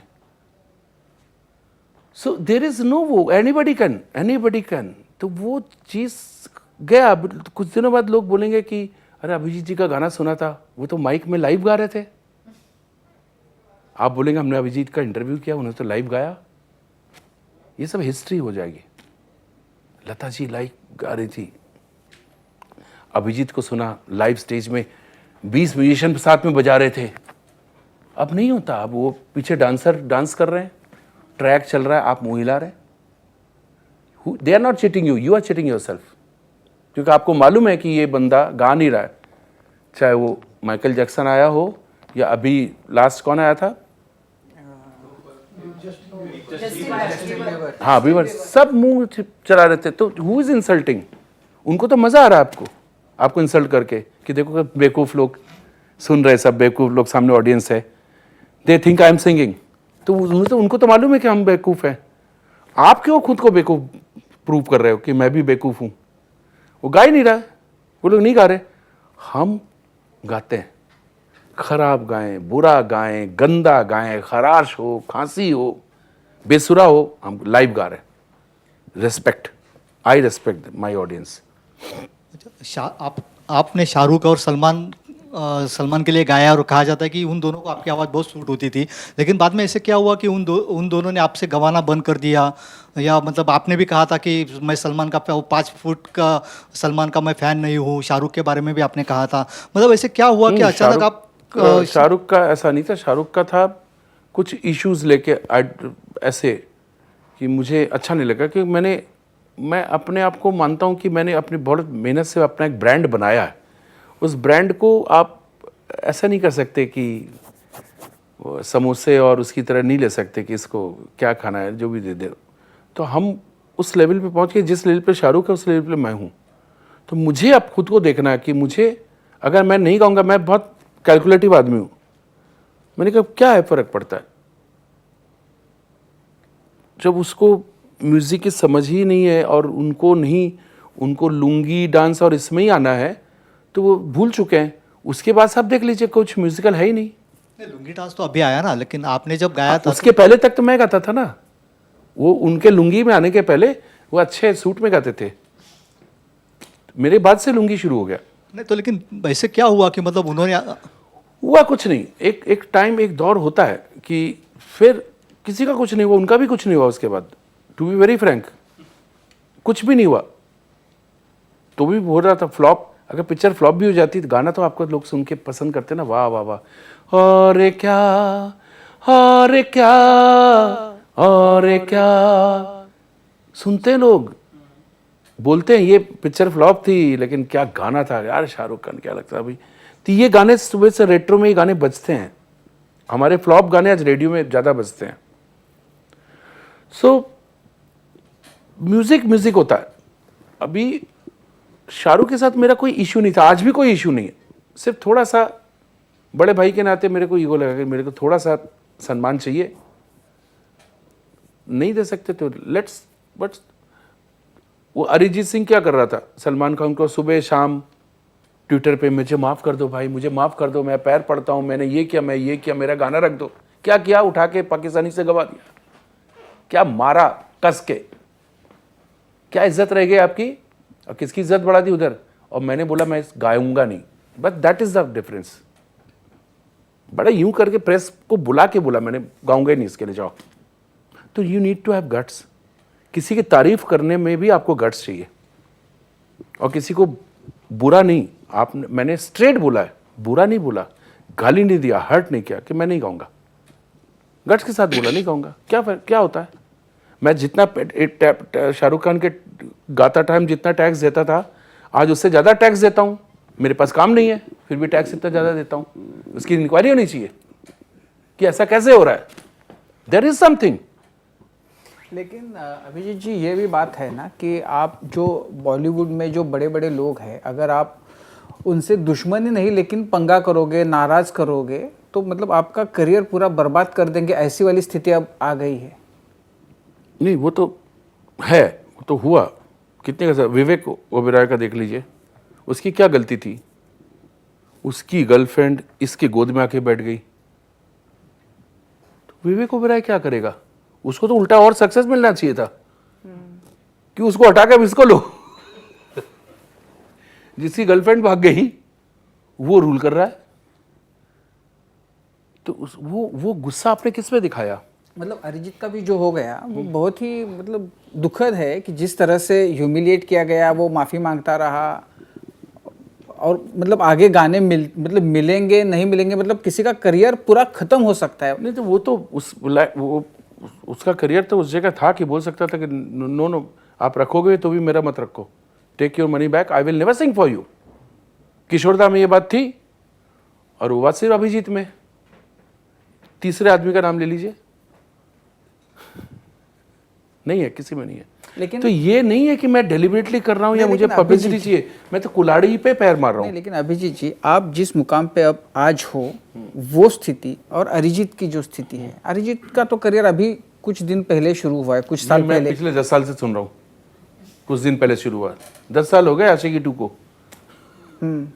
तो मतलब आपको 6 साल 7 साल 8 साल 7 इयर्स। देखिए वो कितनी बड़ी फैन है वो। हाँ, तो ऐसा है कि ये जो हो गया तो उसको भी पिछले 2-3 साल उसके पहले भी गाना आया था वो, लेकिन क्या ऐसा है बर्फी कि- अरफी सबसे 10 साल से तो मैं सुन रहा हूँ न्यू नहीं कमर। नहीं नहीं नहीं, ये हादसा जब हुआ तो उसके पहले 3-4 साल समझो उसने गा रहा था वो, तो उस वक्त वो रिस्क लेना, आप अगर उस मतलब आज के दौर में अगर आप होते उस स्ट्रगल करके 4 साल आपको यू सक्सेस राइट, हो सकता मैं नहीं करता, बट आई एम नॉट, मैं झूठ नहीं बोलूँगा, अरे मैंने ऐसा कर दिया तो नॉट नेसेसरी। लेकिन उसकी पोजीशन वो थी उसको करना चाहिए था। जहाँ पे दूसरे लोग नहीं पहुँच पाए। हाथ नहीं जोड़ना चाहिए था, पैर नहीं पड़ना चाहिए था, माफ़ी नहीं मांगनी चाहिए थी, तो हो गया। लेकिन आपने तो उल्टा दिखा दिया कि मैं कौन हूँ, कि मैं ऐसा हूँ। मैंने तो दिखाया नहीं कि मैं कौन हूँ। अभिजीत जी, मैं कुछ नहीं करता, मैं हाथ पैर नहीं जोड़ता, बस इतना है। लेकिन ये जो हम अभी बात कर रहे हैं ग्रुप या फिर कैंप, भट्ट कैंप, शाहरुख का कैंप, सलमान का कैंप, इस कैंप का ही प्रॉब्लम हुआ होगा सुशांत सिंह राजपूत को? नहीं, इसमें सब कुछ गलत हो रहा है। पता नहीं, मैंने उस टाइम आपके इसी में पहला डिबेट में मैं बैठा था, तो वो नेपोटिज्म के नाम पे चल रहा था। स्टार्ट नेपोटिज्म से जी, हुआ था, तो लेकिन उसमें बाद भी में मैं वो था, ग्रुपिज्म। लेकिन मुझे जो टॉपिक दिया जाता मैं उस पर बात करने लगा। मैंने नेपोटिज्म पर बात किया कि नेपोटिज्म होता है, लेकिन मर्डर से और इससे कुछ मिस्ट्री थी, वो क्या से हो रहा है। तब तो कि ये लग रहा था ना कि वो सुसाइड किया है, तो हमने भी मान लिया नेपोटिज्म का शिकार था, सुसाइड कर लिया।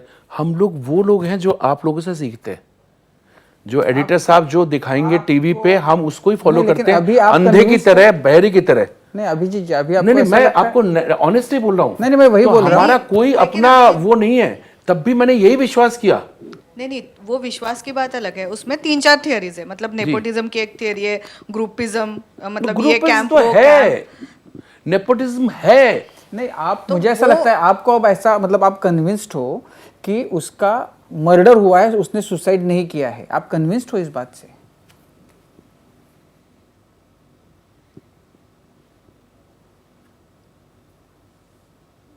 सुसाइड मतलब ये तो नहीं होता था कि खुद ही करना पड़े। एक तरह का सुसाइड ऐसा भी तो होता है ना कि लटका दिया, वो ढूंढो कि वो खुद लटकाया किसी ने लटकाया, फर्क इतना ही है। एक आदमी लटक के अगर मरा है तो वो आप प्रूव करो कि किसी ने लटकाया या खुद लटका, बस फर्क उतना ही है। लेकिन मतलब आप अब कन्विंस उसको नहीं कैसे हो आप कि उसको confirm करोगे लटका या कि इस वो खुद लटकाया किसी और ने लटकाया, कहने का मतलब ये किसी और ने लटकाया। हाँ मतलब, लेकिन आप दोनों मतलब इसमें से जो सच है वो ढूंढ लो, ऐसा आपको कहना है कि उसको लटका या ये आप नतीजे पे आए हो? ये अगर मैं कह सकता तो मैं भी खादी वादी पहने, कोटी वोट पहने जब नेता बन के बैठा होता, ये सब अगर मेरे को आने लगता है इतना एक्सपर्ट, नहीं कह सकता मैं जितना ही बोलूँगा गलत हो जाएगा। मैं सही करूँगा तो वो भी गलत करके दिखाएंगे, तो मैं सही बोल ही नहीं सकता, क्योंकि मेरी सही बात जो है वो प्रूव हो जाएगी गलत है। हो सकता है मैं गलत बोलूँगा तो वो ज़्यादा अच्छा है। सो मैं इसमें खुद ही टेंशन में, तो इसलिए मैंने अभी पिछले 4-5 दिन से 6 दिन से टीवी देखना ही बंद कर दिया। लेकिन इस सारे मतलब पिछले 4 महीने में जो बॉलीवुड के साथ चल रहा है, आपकी क्या भावना है? मतलब उसको देख के जो ऐसा लग रहा है कि चलो अच्छा हो गया कि ये सारी गंदगी बाहर आ गई, आपको ऐसा लग रहा है कि अरे ये क्या हो रहा है, मतलब इतनी बुरी भी नहीं है ये दुनिया, ये जिस तरह से उसको पेंट किया जा रहा है? मुझे ऐसा लगता है कुछ ज़्यादा हो रहा है। मैं किसी को फेवर नहीं कर रहा हूँ, लेकिन मुझे ऐसा लगता है कि अगर ज़्यादा हो रहा है तो उसको भी मैं बुरा नहीं बोलूँगा। जो नहीं हो रहा है वो भी दिखाया जा रहा है, तो कहीं ना कहीं से मुझे लगता है सफाई की ज़रूरत है। अगर कहीं पे कीचड़ है और कीचड़ के साथ साथ कीड़े हैं, उसमें गंदे कीड़े, तो सब अगर निकल रहा है तो निकलता टू। और ये गलत है कि सिर्फ आप बॉलीवुड को बोल रहे हो, वो गलत है। क्योंकि ये जो अगर ये नेक्सस है और ये जो बड़ा माफिया है, दे आर नॉट बॉलीवुड, तो उसमें से एक पार्ट बॉलीवुड है। लेकिन ऐसे बहुत से सिंगर्स हैं, आप सोच भी नहीं सकते। Music director, oh my God, नहाते नहीं है। कल नहाया था क्योंकि मैंने रिकॉर्डिंग किया, तो कब तो वो बिना इसके रह नहीं। अब तो बंदो, ये जो एजेंसी का नाम आ रहा है, ये सब इवेंट कंपनी, और वो आप विश्वास नहीं करोगे। मैं आपको तो मालूम है कि मैं कंट्री का सबसे बड़ा दुर्गा पूजा करवाता हूँ। सब विश्वास नहीं होगा, मेरे पास सिंगर्स के मैनेजर का फ़ोन आता, दादा स्टेज में उसके पहले मैंने नाम भी नहीं सुना कि होता क्या। तो मैं पूछता हूँ क्या बोल रहा है, गांजा बोल रहा है क्या? हमको तो यूपी के लोग हैं ना, हमको गांजा कोई ऐसा बोलते हैं या कोकीन बोलते हैं या किसको क्या बोलते हैं, मुझे कुछ नहीं मालूम। तो वो लोग कोड वर्ड में बोल रहे, दादा वो थोड़ा वो चाहिए होगा, वो जोश में आएगा ये। अरे हिमाजी शो में आती है तो बादाम काजू रखना पड़ता है। हाँ, इतना किलो काजू एनर्जी के लिए, काजू बादाम किशमिश, सारे डांसर्स लोग, तो हम लोग जुट जाते थे पूरे लोकार्ड वाला से, 5 किलो काजू लाओ, 6 किलो, ये मिल नहीं रहा है, और हिमाजी वहां से। तो ये होता आर्टिस्ट। और आजकल के आर्टिस्ट मांगते हैं कि ये पता नहीं क्या क्या सब नाम है, ये वाला, तो ये दादा कहीं से करवा दो। कौन? Oh my God, I can't believe that. तब भी मुझे बिलीव नहीं होता था, लेकिन अब तो शक्ल से टीवी से मालूम पड़ जाता है कि ये बंदे वही है, टिपिकल गिटार का, उनका भी उसमें भी वही है, गिटार में आ रहा है, यूं कर रहे हैं, बड़े बड़े बाल। अब देख के अब लगने लगा कि ये ऐसा होता है। म्यूजिक को जिस स्टाइल पे लेके गए तो वो स्टाइल यही है, उसके बिना काम नहीं कर सकते। बोलेंगे हम इंस्पायर्ड होते हैं, ड्रिंक से होता है, सिगरेट से होता है, अब इसी तरह ये भी कॉमन हो गया। अब आप ये कैसे बोल सकते हो कि सिगरेट वो नहीं होता? उनका कहना है कि ये सिगरेट से ज्यादा माइल्ड है। लो, अब आप क्या करोगे? मैंने लाइफ में सिगरेट नहीं पी। अभी कोई बोले कि आप ये लीजिए, इस सिगरेट से बेटर है, सिगरेट बहुत, हाँ, बहुत, तो उनका लॉजिक है कि ये बेटर है, सिगरेट से बहुत खराब हो जाता, लंग्स खराब हो जाएगा, इसमें नहीं होगा। लो, अब लॉजिक दे रहे हैं हमको, अब क्या करेंगे? अभी आप बताइए। अभिजीत जी, ये जब से शुरू हुआ है बॉलीवुड का पूरा विवाद, तब से बहुत सारे लोग भी चर्चा में हैं। तो किसी ने कहा था कि मुंबई अब पीओ के जैसे लग रहा है, तो आपको भी ऐसा लगता है? पी का मतलब पश्चिम देश का।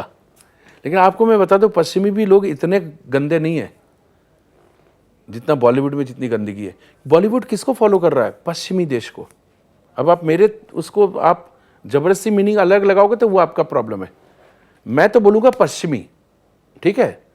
उस स्टेटमेंट को भी नहीं बोल रहा हूँ मैं बोलूँगा पश्चिमी इतना ज़्यादा अफेक्टेड है कि यहाँ पे जिस आदमी को यस नो नहीं बोलना आता, वो भी वेस्टर्न स्टाइल करते हैं। बोलना नहीं आता, मुंह से बात नहीं निकलनी आती, स्ट्रगलर हैं, मॉडर्न लोग हैं, आपको लगेगा हाँ। तो एक रिस्पेक्ट होता है ना, देखो इतना पढ़ी लिखी, बट हमारा रिस्पेक्ट किस पे होता है? उनके ऊपर भी सम्मान आता जो बेचारी गोद में बच्चा लेके भीख मांग रही हैं सिग्नल पे, तो उसको भी मुझे रिस्पेक्ट करना चाहिए। और एक है जो ताव में सटासट इंग्लिश में बोल रही है और गंदे काम कर रही है, सम्मान तो हमारे दोनों के लिए, लेकिन हम उनको नहीं सम्मान कर सकते जो जिनके अंदर कुछ ना विद्या है, ना रूप है, ना कुछ है, ना बोलने की तमीज़ है, लेकिन पाश्चात्य पश्चिम को फॉलो कर रही है। तो मैं तो उसको पीओके को वो मानता हूँ। लेकिन पश्चिमी बोला occupied। तो कंगना जी ने था कि मुंबई पाकिस्तान ऑक्यूपाइड कश्मीर जैसी लग रही है। आपको अच्छा लगता ना, है आपको टीआरपी मिल रही है, बढ़िया, चलाते रहिए, हम क्या करें। लेकिन आपको ऐसा नहीं मैं कंगना का फैन नहीं हूँ, मैं किसी का फैन नहीं हूँ, तो उसके बारे में बात क्यों करूँ और उसको पब्लिसिटी क्यों दूँ। अभी पाकिस्तान के बारे में हम लोग बात कर रहे थे, लेकिन देश तो गांधी जी के लिए जाना जाता है, भारत देश, और उन्होंने कहा था जब कि तक आपको हिस्ट्री में जो पढ़ाया जाता है उस पर ही बात कीजिए, लेकिन उन्होंने real कहा history था कुछ कि और होती है। क्यों आप eye for an eye will make हम होल विश्वास नहीं वर्ल्ड करते ब्लाइंड। कि चरखा चला के देश आजाद हुआ है, बेचारे।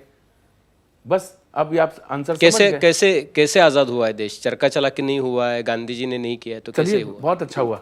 हमारे जितने जवान, आर्मी, जो लोग शहीद हो गए बेचारे, वो फालतू में तो उन्होंने कुछ नहीं किया, सब चरखा चला के हो गया, खादी पहन पहन के हो गया, उसी हो गया। आप वही कहना चाहते हैं ना? चरखा का कोई रोल नहीं था, आपको लगता है?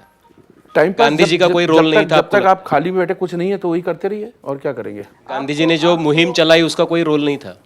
हम चरखा की बात कर रहे हैं, तो चरखा गाना भी तो बना है, हाँ? दे दी हमें आजाद, बिना शंख, बिना खड़ग, बिना ढाल। बोले कितना अपमान हुआ जो लोग शहीद हुए हैं, जिनको फांसी हुई है, इसीलिए ना उन्होंने खड़ग और ढाल का इस्तेमाल किया था, बॉम्ब का इस्तेमाल किया, तो उन सबका भी शहीद तो हो गए। सम्मान होता है, उन सबका भी सम्मान होता है। नहीं होता ना। आप क्या रहे हैं, बिना दे दी जिसने हमें आजादी, बिना खड़ग बिना ढाल।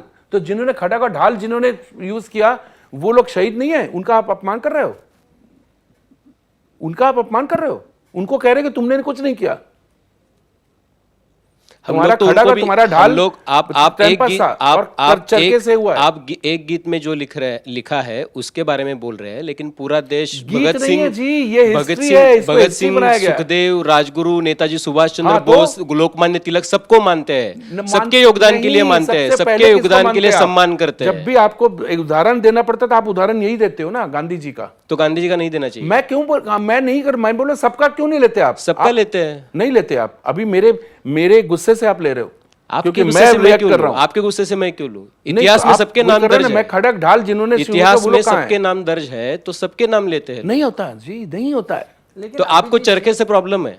मुझे चरखे से प्रॉब्लम नहीं है, गांधी जी से है। मुझे प्रॉब्लम उस लाइन से। बिना खड़ग बिना ढाल, तो जिन्होंने खड़ग ढाल अभिजीत जी, तोप इस्तेमाल किया, गोलियां इस्तेमाल की, नॉन वायलेंस का मूवमेंट जग भर में माना गया। इस मूवमेंट की वजह से लोग एकजुट हुए, स्वतंत्रता देश आजाद सर बहुत पहले हो गया था। स्वतंत्रता के लिए देश आजाद, पीछे खड़े हो गए। जितनी हिस्ट्री आपकी खराब है, उससे भी खराब मेरी है। देखिए सुन लीजिए, मेरी बात सुन लीजिए। देखिए, आप जो मेरा सवाल तो पूरा होना हिस्ट्री दीजिए। बोल रहे हैं ना, वो हिस्ट्री लिखी गई है, और मैं जो हिस्ट्री बोल रहा हूं गलत है। मुझे गलत हिस्ट्री में विश्वास होता है तो मैं क्या करूं? मुझे गलत, आप कह दीजिए मेरा अगर हिस्ट्री गलत है, मैं मान जाता हूं। देश आजाद तो बहुत पहले हो गया था। आजादी हिंद फौज कब की बनी थी बताइए आप? क्यों बनी थी? बंद करके उन सुभाष चंद्र बोस को, सुभाष चंद्र बोस क्या आप 15 अगस्त 1947 से पहले ही देश आजाद हो चुका था, ऐसा आपका मानना है? लीजिए, अब पूरा निकालिए, फिर एक और एपिसोड कीजिए इस बारे में। उसके साथ मुझे कुछ 4 सपोर्टर और चाहिए जो मेरे साथ बात करें। हम आपके सपोर्टर हैं। हाँ अभिजीत जी, ये बताइए आपको मतलब किससे प्रॉब्लम है? गांधी जी से प्रॉब्लम है, उनके विचारों से प्रॉब्लम है? मुझे अपने हिस्ट्री से प्रॉब्लम है, जिन्होंने हिस्ट्री में सिर्फ यही दिखा दिया कि एक फैमिली थी और उस फैमिली में भी सबसे बड़े वही थे और उनके ही नाम से पूरा वही हो रहा है। वो भी गांधी हैं जो भी गांधी नहीं थे। तो मुझे अब लगता है कि गांधी जी थे कि नहीं? अगर सभी गांधी हैं तो फिर ओरिजिनल गांधी कौन थे? नहीं, आपको प्रॉब्लम क्या है? मुझे प्रॉब्लम नहीं है, प्रॉब्लम आपको है, क्योंकि मुझे प्रॉब्लम है। That is your problem. हाँ, नहीं सही में प्रॉब्लम है। आपको गांधी जी से क्या प्रॉब्लम है? मतलब आप ये क्यों नहीं मानते कि मुझे मतलब ये क्या गांधी जी से बताने प्रॉब्लम नहीं है, मुझे इस गाने से प्रॉब्लम है। नहीं, गाने को तो छोड़ दीजिए ना। नहीं, मैं गाने को क्यों छोड़ दूं? गाने की बात हुई, बिना खड़क बिना ढाल, अच्छा, ठीक और है। That is the history. हम बचपन में, मेरे पैदा होने के पहले ये गाना बना होगा। नहीं अभिजीत, ये लिखा गया है। नहीं लिखा, क्योंकि वो वास्तविकता है ना कि गांधी जी ने जिस आज़ादी के नेतृत्व किया, जिसका उस लड़ाई का गांधी जी ने नेतृत्व किया, गांधी जी ने नॉन वायलेंस का एक सारे दुनिया के लिए एक नया लड़ने की एक ताकत दी, नॉन वायलेंस की, तो आप उसको नकारा कैसे सकते हैं कि इसका योगदान नहीं है? मैं तो बता रहा हूं कि मेरा, आप मुझे इतना जानकार क्यों बना रहे जबकि मेरी जानकारी जीरो है। लेकिन मैं ऐसा है कॉमन कि मैन ऐसा है कि मेरा काम है, मेरा ये काम है अभिजीत जी, अभिजीत जी, मेरा ये काम है कि जो वास्तविकता है वो मैं आपको बता दूं। अगर I am grateful to you for that. मैं इसमें चर्चा करूंगा कि खड़क बिना ढाल कैसे आया, इसको आप प्रूव कर दीजिए कि बिना खड़क बिना ढाल। जिसने ऐसा है कि वो आपकी बॉलीवुड, आपकी फिल्म, आपके ही गाने। फिल्म का गाना था। हाँ, फिर देखिए मैं कितना खराब हूँ बॉलीवुड में, मुझे ये भी नहीं मालूम कि फिल्म का गाना है। ये फिल्म का गाना है शायद, हाँ। कौन सा, शहीद। हाँ तो हाँ, तो देख लीजिए ना, जागृति ना, आप हाँ, गलत आदमी को इंटरव्यू कर रहे हैं जिसको कोई नॉलेज ना बॉलीवुड का है ना ये। मुझे ऐतराज है, मतलब बिना खटक बिना ढाल, तो वो ये तो बेचारे बहुत ऐतराज है। जो गांधी जी के ये थे, और उस वक्त मतलब ये सारी दुनिया मानती है कि इस आज़ादी की लड़ाई गांधी जी के नेतृत्व में हुई, जिसमें देश आज़ाद हो गया। बिल्कुल, मैं आपकी बात से बिल्कुल सहमत हूँ। मैं अभी भी तो बोल मतलब रहा ये हूँ, विषय खत्म हो गया। मैं तो मतलब आपको जो प्रॉब्लम था वो अब नहीं रहा। ये मैं आपको 23वीं बार बोल रहा हूँ कि यू आर राइट। तो ये मामला खत्म। 24वीं बार मैं बोल रहा हूँ कि बिना खटक बिना ढाल, वो नहीं, आप बिना हटा दीजिए उसमें। दुनिया भर गांधी जी को क्यों सिर्फ मानते हैं फिर?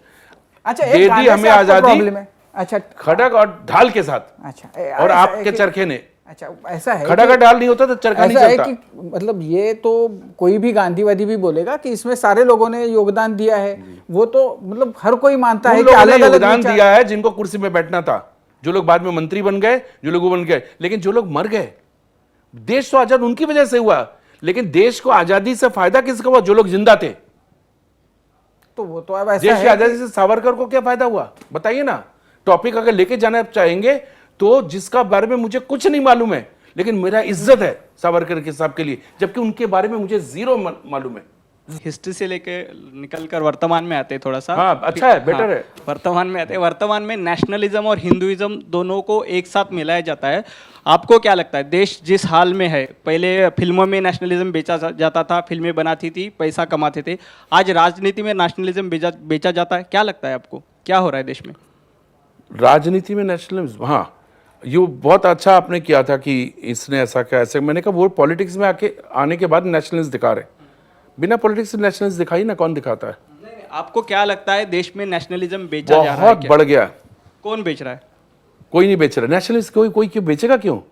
फिल्मों में आप तो खरीदेंगे क्या? आपने ही कहा कि फिल्मों में बेचा जाता था नेशनलिज्म। फिल्मों में नेशनलिज्म नहीं था, ये जो वॉर के फिल्म और ये जो देशभक्ति, उसको नेशनलिस्ट बोलते हैं। जो भी हो, राष्ट्रवादी और राष्ट्रवाद देशभक्ति, कहते हैं, हाँ। देशभक्ति एक वो अंग है कि मतलब उसके लड़ेंगे, उसके लिए शहीद होंगे, उस तरह का। और नेशनलिस्ट आप कुछ भी हो सकते हो, आप एंटी नेशनल और नेशनल की बात कर रहा हूँ। नहीं, अब क्या हो रहा है अभिजीत जी, देश में समस्याएं प्रॉब्लम है उसको बाजू में किया जाता है, और दूसरी तरफ हम देशभक्त है ऐसे कह के चिल्ला के लोग देशभक्ति का नाम मैं तो अभी भी बोलता हूँ मैं देशभक्त हूँ। देशभक्त होना इसमें कोई गलत बात हाँ, नहीं तो है। फिर वो टॉपिक ही क्यों आएगा? नहीं, देशभक्ति के साथ अपने देश का माहौल अच्छा हो, ये भी बात सही कौन है से कि- देश का माहौल अच्छा है, इस बताइए। अगर आप अपने देश के बारे में ही बताएंगे हमारे देश का माहौल खराब है, हमारे देश का माहौल खराब है, हमारे देश का माहौल अब तक खराब आपको नहीं क्या लगता है? था। आपके पिछले देश का आपको माहौल 7 कैसा साल से 7 साल से या 6 साल से आपको देश का माहौल खराब लग रहा है? नहीं, आपको क्या लगता है अभी अभिजीत फिलहाल जी, माहौल मुझे कैसा है देश बहुत का? अच्छा माहौल है सर, अभिजीत क्योंकि मुझे मैं बहुत सेल्फिश आदमी इस मामले में, मुझे कोई तकलीफ नहीं है, मुझे कोई तकलीफ नहीं है। मुझे तकलीफ है आपकी तकलीफ से।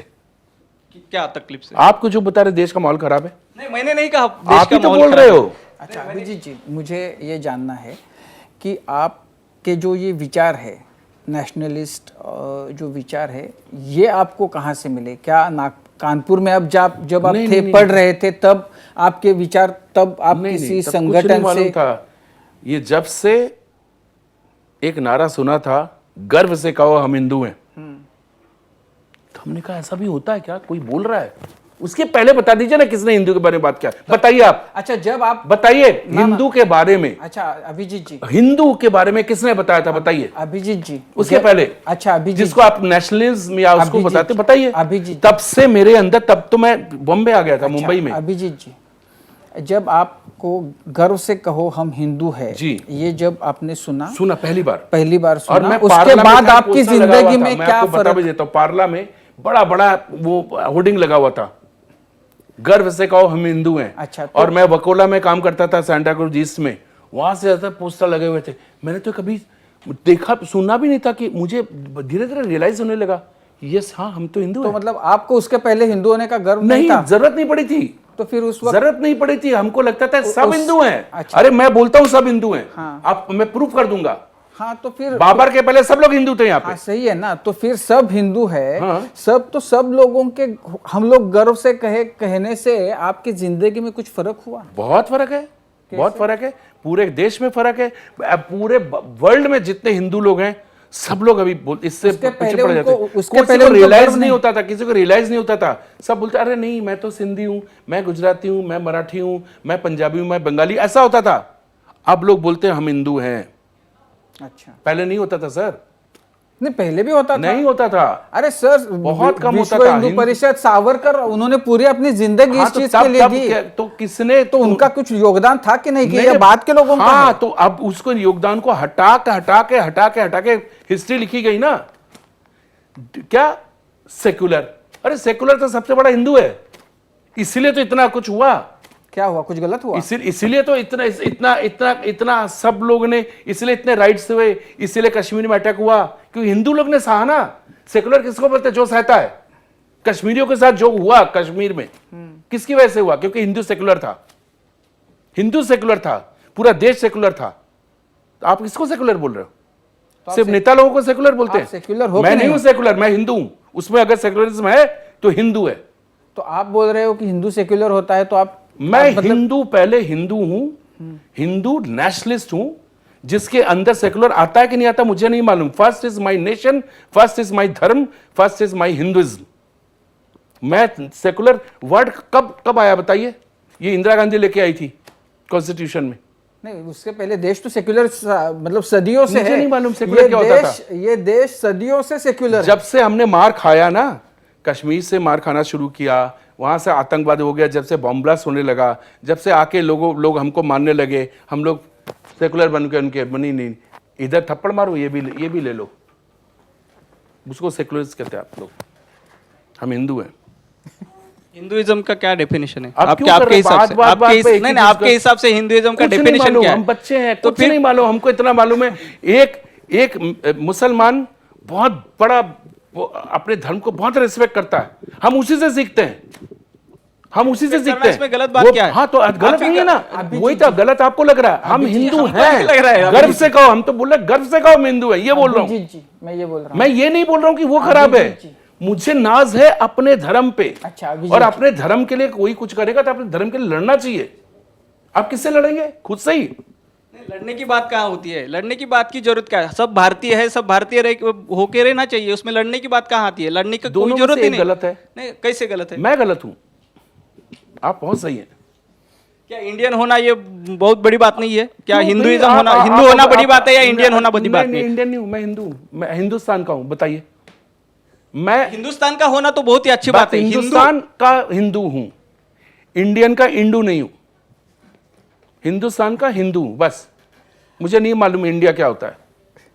नहीं अभिजीत जी, आपको ना आपके बहुत सारे चाहने वाले देश भर में, दुनिया आज भर में और बढ़ लोग हैं। जाएंगे। नहीं तो उनके लिए आप ये बताइए कि किसी को सॉरी, पहले अपना देश होना चाहिए कि ये बाकी धर्म, जात, प्रदेश ये होना चाहिए? सबके लिए सबसे पहले तो देश ही होना चाहिए ना। तो आप जिसके आपके आधार लिए- पे देश का बंटवारा हुआ था, जिसके आधार पे, धर्म के आधार पे बंटवारा हुआ था। मैंने जो नहीं कहा। हाँ, तो वो मैं ये बोल रहा हूँ कि धर्म से तो ऊपर जिस धर्म के ऊपर देश का बंटवारा था, हम उस धर्म के साथ हैं।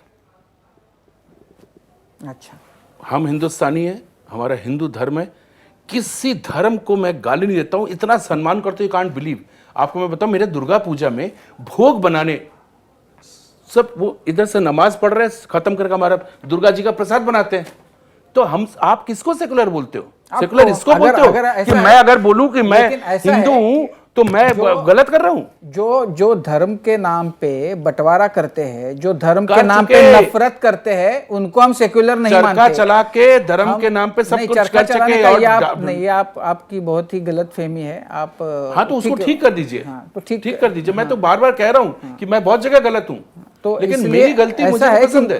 कि आपको नहीं लगता कि देश के सामने आज जो सवाल है क्या सवाल है? काफी देश के सामने बहुत सारे, कोरोना से लेके देश के जीडीपी कहाँ से पे लेके नहीं है? इंडस्ट्री से लेके कहाँ पे नहीं है? इकोनॉमी से लेके, अरे बाकी लोगों का छोड़ दो ना, हमारे लोग तो घर में बैठे, इकोनॉमी आपकी इंडिया की इकोनॉमी नहीं चल रही, इस समय वर्ल्ड की इकोनॉमी बात अरे करिए। वर्ल्ड की इकोनॉमी को गोली मारो, अपनी इकोनॉमी से अपने लोगों को, अपने लोगों आज के। अमेरिका में क्या हो रहा है, वहां लोगों की हालत खराब है, इसलिए हम लोग खुशी मनाए क्या? अपने यहाँ लोगों के जो प्रॉब्लम है नहीं हो सकता। अपने यहाँ इकोनॉमी आपकी, आप इंडिया में वो छोटी कंट्री नहीं है कि इंडिया की economy, India is among top countries.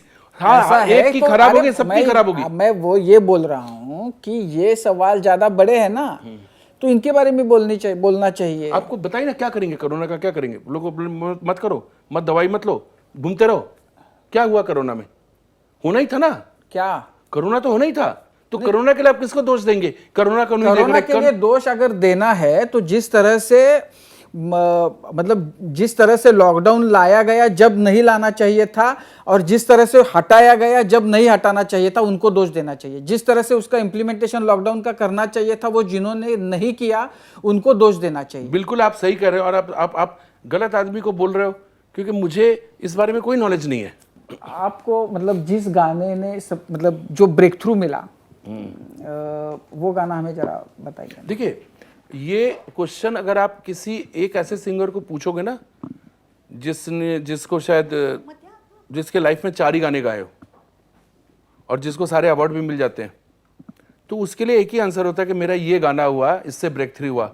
मेरे तो बहुत है नहीं, लेकिन ये गलत होगा अगर मैं किसी एक पर्टिकुलर गाने का, आपके क्वेश्चन का जवाब मैं 5-6 गानों से दूंगा। अच्छा चलेगा ना? हाँ, देखिए, turning point, first turning point था कि जो शायद लाइफ में किसी के साथ नहीं हुआ, ना कभी होगा, कि वो सिर्फ मेरे लिए था।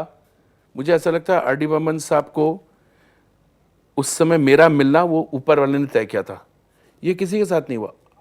मतलब हिस्ट्री में सब म्यूजिक डायरेक्टर को भूल जाएंगे, पिछले 50 साल वालों को भूल गए, ये भूल गए किसी ने ग्रैमी लिया, किसी को नहीं याद रखेंगे। आर डी बर्मन आज से 20 साल पहले डेथ हुई है, या शायद ज्यादा। आर डी बर्मन से लेटेस्ट, आज भी लेटेस्ट है, तब भी लेटेस्ट है। पिताजी उनसे सीनियर थे, लेकिन लोग बोलते थे कि पिताजी आर डी की स्टाइल से काम कर रहे हैं। जब तक आर डी ने काम किया, जितने म्यूजिक डायरेक्टर थे सब आर डी स्टाइल से काम करते थे। आज अगर म्यूजिक डायरेक्टर्स हैं तो only because R D Burman was a music director, इसलिए बाकी म्यूजिक डायरेक्टर बने। तो मेरा टर्निंग पॉइंट सिर्फ मेरे साथ ही हुआ, जो किसी के साथ नहीं हुआ, कि R D Burman gave me the break. R D Burman gave me the break, I am the only singer. नए लोगों को गवाया लेकिन ब्रेक नहीं दिया, डिस्कवरी नहीं, I am that is his discovery. पहला तो टर्निंग पॉइंट वो। दूसरा टर्निंग पॉइंट मेरा पिक्चर फ्लॉप हो गया, पिक्चर रिलीज भी नहीं हुआ, गाना हिट चल रहा था और पिक्चर बिल्कुल पूरा डिजास्टर हो गया। तो इससे बड़ा टर्निंग पॉइंट क्या हो सकता है? मैं सपना देख रहा था, क्या हुआ, और एकदम से धाड़ से गिरा। फ्रस्ट्रेशन, डिप्रेशन, वर्ड भी कम है इसके लिए। तो कैसे मैंने सरवाइव किया, कैसे क्या किया, ओनली आई नो। और उसके बाद एक नया लॉट आना, उधर आर डी, लक्ष्मण पहलल, कल्याण जानी जी, बप्पी लहरी, राजेश रोशन, ये एक लॉट चल रहा था, और एक नया लॉट आया, आनंद मिलिंद, जतिन ललित, नदीम श्रवण, और फिर से अनु मलिक। ये एक नया लॉट आया, दिलीप सेन, समीर सेन, आदेश श्रीवास्तव, और हम लोग का एक नया लॉट आया। आपको मालूम होना चाहिए कि हमारे आने के पहले से कोई म्यूजिक कंपनी सब बंद हो गई थी। There was only one just surviving, HMV, वो भी बंद हो गई थी। HMV एक ही है तो जिसने आज तक कभी किसी को रॉयल्टी नहीं दी, उनकी वजह से आज तक किसी को रॉयल्टी नहीं मिलती। म्यूजिक इंडस्ट्री में जितने भी रिकॉर्ड होते थे, हम जब आए थे तब रिकॉर्ड्स होता था, कैसेट धीरे धीरे आने लगा था, तो वो देखता था सेल हो रहा है, silver disc, platinum disc, gold disc, हमको दिखता था, म्यूजिक था। हम आए टी सीरीज के साथ, हमारे नया लॉट को लेके आया और टी सीरीज बना।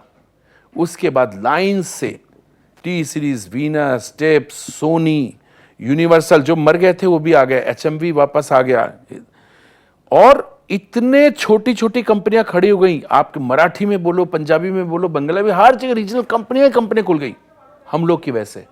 हम लोग उसको वापस लेके आए, हम वापस लेके आए इंडस्ट्री को। बिल्डिंगें बन गई, लोगों के टावर बन गए, म्यूजिक कंपनीज का टावर खड़े हो गए। अब म्यूजिक कंपनी क्या बन गई आप देख लीजिए, powerful, they become the producers. सब म्यूजिक कंपनी बड़े बड़े प्रोड्यूसर बन गई। कोई शाहरुख खान को लॉन्च कर रहा है, बाजीगर बन रहा है, खिलाड़ी, Venus, Gulshan Kumar T series, आशिकी। उसके बाद ट्रेंड शुरू हो गया, music companies become the main producer. तो हम लाए, क्या हुआ, म्यूजिक कंपनी बनी, बिल्डिंगें बनी, कैसेट आया, सीडीज आए, रिकॉर्ड पे रिकॉर्ड, पायरेसी आ गई। अब तो पायरेसी का आपको फ्री में कुछ नहीं मिलेगा। आप 5,000 रुपए दो, आपको सीडी नहीं मिलेगा, कुछ नहीं मिलेगा आपको।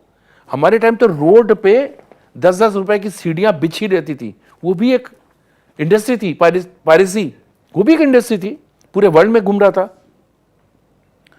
हम निकले, name a single music company, एक भी नहीं है। They are not music company, they are into Google, YouTube, सब उसमें चले गए। तो हम लोग अपने म्यूजिक कंपनी, हमारे टाइम आई और हमारे जाने के बाद म्यूजिक कंपनी अब नहीं है, सब हिस्ट्री हो गया, कुछ नहीं, सब कुछ आप चाइनीज मोबाइल पे देख रहे हैं, नथिंग एल्स। म्यूजिक नहीं है, हमारे साथ म्यूजिक चला गया।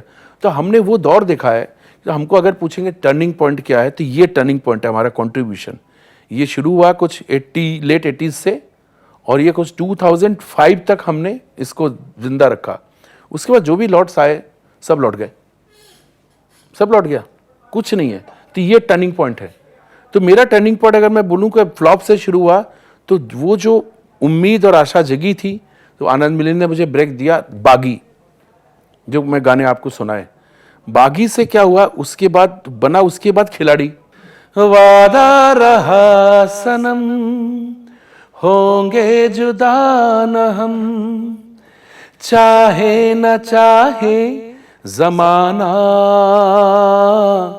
हमारी चाहतों का मिट ना सकेगा फसाना। देखिए ये सब कंपनीज खुली, खिलाड़ी प्रोड्यूसर बना, विनाश बनी। इसके बाद टर्निंग पॉइंट खिलाड़ी को बोल सकते हैं, यहाँ से अक्षय कुमार शुरू हुआ। अक्षय कुमार, उसके पहले देखिए एक मिठुन को बोला जाता था गरीबों का अमिताभ बच्चन, अक्षय को बोला जाता था गरीबों का मिठुन, जब तक खिलाड़ी नहीं आई थी। खिलाड़ी से शुरू हुआ, मैंने गाए, तो मैं तो बोल सकता हूं कि हाँ, आई एम लकी, मेरे गाने चले और स्टार पैदा हो गया। सेम उधर हुआ जब सलमान के साथ हुआ, अक्षय के साथ हुआ। फिर देखिए सैफ अली खान मेरे आने के पहले 10 फिल्में कर चुके थे, मैंने नहीं गाया था। एक ओले ओले गा दिया, टर्निंग पॉइंट, सबका turning point. Ole ole my turning point, Saif Ali Khan turning point. उसके बाद बॉस, यस बॉस आई, बड़ी मुश्किल है गाना आया, अंजाम पिक्चर फ्लॉप, गाना सुपरहिट, बड़ी मुश्किल है, अमर हो गया। आप देख लीजिए हिस्ट्री उठा के, कभी भी लोग हीरो भूल जाएंगे, हीरोइन भूल जाएंगे, लोग नूतन को नहीं याद रखता कोई, लेकिन उनके गाए हुए गाने सब मालूम है, लता जी ने गाए। कोई नहीं याद रखेगा कि शर्मिला टैगोर ने गाया था या तनुजा ने के लिए था, सबको मालूम है आशा जी हैं। किसको मालूम है राजेश खन्ना को, आप अभी के जनरेशन में किसको मालूम है, लेकिन उनका गाना सबको मालूम है कि किशोर कुमार गा रहे हैं। तो सर हमारे साथ भी ऐसा ही होगा। लेकिन आपका सबसे फेमस गाना तो मतलब सबसे फेमस बहुत गाने हैं, लेकिन उसमें से जिसको आप, जिसके लिए आपको अवार्ड्स मिले, ऐसा कहेंगे हम, वो है नॉमिनेशन हमेशा होता था। हाँ, लेकिन मैं कोई ऐसा गीत गाऊं, जी जी जी, तो वो हम सुनना वो चाहेंगे। गलत अवार्ड था, मुझे मिलना चाहिए था चांद तारे में। अच्छा, हम बराबर चाहते है, थे उसको चांद। मिले, लेकिन मुझे नॉमिनेशन गलत भी नॉमिनेशन हुआ था। वो जो मैंने आपको बताया ना बागी में, चांदनी रात, वो नॉमिनेट हुआ गाना, उसमें नाम आया था अमित कुमार का, सिंगर, गाना मेरा था। तो ऐसा भी होता है। सो नॉमिनेशन तो मेरा हमेशा हुआ था। वादारा सनम भी नॉमिनेट हुआ था, और मैं कभी अवार्ड लेने ही नहीं गया। एक ही बार गया था, जब मुझे पूरा मालूम था कि ये अवार्ड मैं ही लेके आऊँगा, कोई ज़रूरत नहीं है। और जाके जब उसके बाद आपने मुझे कभी देखा भी नहीं होगा मैं किसी अवार्ड फंक्शन में जाता हूँ। कभी मिल भी गया तो मेरा ड्राइवर ले लेता है, या कभी वाइफ गई तो वो ले लेती है। स्क्रीन अवार्ड मेरी वाइफ ने लिया, MTV अवार्ड मेरी वाइफ ने, मेरी वाइफ को बहुत अवार्ड मिलता है मुझसे ज़्यादा, तो होता है। मैंने बहुत कम अपना अवार्ड, लेकिन मुझे छोटे मोटे अवार्ड मिलते हैं ना, तो मैं बहुत ग्रेसफुली जाके लेता हूँ। उनका प्यार, उनसे मुझे छोटे छोटे स्टेट लोग देते हैं, मैं चला जाता हूँ। आपने इतने जो गाने आपके फेमस है जी। आपके लिए सबसे कठिन गाना जो आप मतलब आपको ऐसा लगा कि ये गा के मुझे बहुत अच्छा लगा, अच्छा दिल नहीं से लगा, अंदर नॉट से- नेसेसरी कि गाना अच्छा लगे। ना दिल से जो गाने में अच्छा लगे, वो हिट हो ना हो वो बात अलग है, लेकिन जो गाने वाला है वो बहुत ऑब्वियस है, उसका आंसर आपको भी मालूम है, लेकिन मैं ऐसा गाना बता सकता हूँ कि बहुत कठिन है और बहुत अच्छा है, फिर आप मुझे बोलेंगे नहीं कि ये क्या बोला आपने। मैं लैला लैला चिल्लाऊंगा कुर्ता फाड़ के, कोई नहीं गा सकता। सबसे डिफिकल्ट गाना था ये और मुझे अच्छा लगा क्योंकि देर इज, कैसे करूंगा इसको, और वो गोविंदा क्या करेगा। अगर मैं लैला लैला चिल्लाऊंगा कुर्ता फाड़, मुझे डायरेक्टर ऐसे ही सुना रहा हमको, तो उसको तो डिलीवरी चाहिए कि गोविंदा गाएगा, गोविंदा खुद तो नहीं गाएगा। तो जब तक मैं इसको फाड़ के नहीं गाऊंगा तो क्या, तो this is the most difficult song, क्योंकि ये गाना मैं मुखड़ा गा के वापस चला गया था घर। मुझे लगा मेरा यस बॉस इतना बढ़िया चल रहा है, उसकी गलती से टन टनाटन टन टन टारा हिट हो गया, टन टना टन टन टन, तो मुझे सब इस तरह के गाने ऑफर आने लगे, तो मुझे ऐसा लगता कि मेरी क्वालिटी चली जाएगी, मैं थोड़ा कॉन्शियस हो गया, तो ये चला गया था। जब गाना ऐसा हुआ तो मैंने कहा अरे यार टन टनाटन, ये मैं ला ला ला ला चलाऊंगा, तो मैंने गाड़ी ड्राइवर को बोला गाड़ी लाओ जरा, तो बोला मैं अभी आ रहा हूँ म्यूजिक डायरेक्टर को, तब तक मैं चला गया। फ़ोन आ गया, दादा आप आ रहे हैं ना, कहाँ से? मैंने कहा नहीं मैं नहीं गाऊंगा ये गाना। मैंने कहा ये गाना गाने के लिए बहुत से सिंगर्स हैं, डबल मीनिंग, जबकि ये डबल मीनिंग गाना नहीं था, मुझे थोड़ा सा अजीब सा वल्गर जैसा लगा। तो थोड़ी देर में जब तक घर पहुंचूं, हीरो साहब का फ़ोन आ गया, दादा ये क्या कर रहे हैं आप? जी का ये गाना अगर आप नहीं गाएंगे तो हम गाना नहीं रखेंगे, अब आपने गा दिया तो ठीक है, नहीं तो फिर हम गाना चेंज कर देंगे, कोई और गाना ले लेंगे, ये गाना आप कोई नहीं गा सकता, मैंने सुन लिया इस गाने को। इतनी बड़ी बात कह दी, तो फिर मैं वापस गया। कुकू कोहली का वो सब गुस्से में थे, एक सिंगर इतना कैसे बोल सकता कि नहीं गाना, लोग गाना मांगते हैं, हाथ जोड़ते हैं कि गाना कब गा, ये गाना छोड़ के चला गया। फिर मैं आया, तो these are the most difficult song, जिसको ऐसा लगता है ना कि ये गाने को इजी करना इज मोस्ट डिफिकल्ट। और गुणी लोग हैं, उनको गुणी काम दे दीजिए तो फट से करके दे देंगे। देखिए तेंदुलकर साहब के लिए सेंचुरी बनाना इज इजीएस्ट जॉब, लेकिन T20 में जो गंदा है मेरे लिए हिसाब से, उसमें उनको कुछ करना उनके लिए, उनको शोभा नहीं देता, उनके लिए कठिन है। ये जैसा गाना है लैला लैला, और ऐसा कौन सा गाने के आपके सोच से मैं खराबी गाने गाऊंगा साहब? नहीं, ये खराब नहीं, थोड़ा ये मुश्किल है ना। नहीं यही सबसे ऐसा था, और होगा भी तो मैं आपको बताऊंगा नहीं, क्योंकि मेरा फिर उसमें मेरी मार्केट खराब होती है। मैंने तो आपको वो बोला था कि मैं कोई ऐसा गीत गाऊं। तो मैंने बताया ना कि गाना मैं कोई ऐसा गीत भी गाता हूँ मैं, वही मैं कह रहा हूँ कि ऐसा गीत गाऊं। मैंने सोचा आप ऐसा गीत के लिए बोलेंगे। मैं गाने के लिए लेकिन आपको ये गाना सुनने के बाद ही पता चलता है कि ये गाने में बहुत डिफिकल्ट है। नहीं कि और कोई गा नहीं सकता, नहीं ये Difficult बात उसका सही मालूम है, पड़ता है। लेकिन जिसमें बहुत मतलब पहले से उसकी रियाज करना नहीं, पड़े, नहीं, प्रैक्टिस नहीं, करनी नहीं, पड़े, ऐसा कुछ है? नहीं ऐसा नहीं, ऐसा कुछ नहीं। मतलब हमको सोच के ही बुलाते कि ये गाना इनके लिए है, अगर वैसा करना पड़े तो फिर वो उनका वो विश्वास उठ जाएगा। आपके मतलब किसी भी प्रोग्राम में अगर जब आपके प्रोग्राम्स होते हैं, कौन से 3 गाने जो छोटे छोटे अगर आप हम बताएं कि ये गाते ही है आप? हाँ ऐसे कुछ नहीं तो कम से कम 12-13 ऐसे गाने होंगे जो अगर नहीं गाऊं तो लोग मुझे निकलने नहीं देंगे। कोई बहुत बड़ा बुजुर्ग आदमी आया तो मुझे मार भी देगा हक के साथ, बदतमीज गाना नहीं गाया, ऐसा भी कर सकते हैं प्यार के साथ। और आगे भी उनको what rubbish you didn't sing that song, ऐसा भी हो सकता है। तो ऐसे लिस्ट हैं जहाँ पे धड़कन इज अ मस्ट, ओले ओले इज मस्ट, बड़ी मुश्किल इज अ मस्ट, बादशाह इज मस्ट। एक तो वो है तौबा तुम्हारे ये इशारे हम तो, एक ये हो गया। इसी में दूसरा सुनो ना सुन लो ना हम सफर मुझी को चुन लो ना, मस्ट है, मतलब मस्ट ही है। फिर तुम्हें जो मैंने देखा तुम्हें जो मैंने जाना, मस्ट है। फिर आई am the best, I am the best, I am the best. ये क्या है कि ये आई एम कंफर्टेबल, लेकिन ऐसे ऐसे गाने होते हैं जो वो लोग बोलते कि यार सुनाइए, तो मुझे मुश्किल हो जाता है, क्योंकि it is not regular song कि म्यूजिशियन को मालूम रहेगा।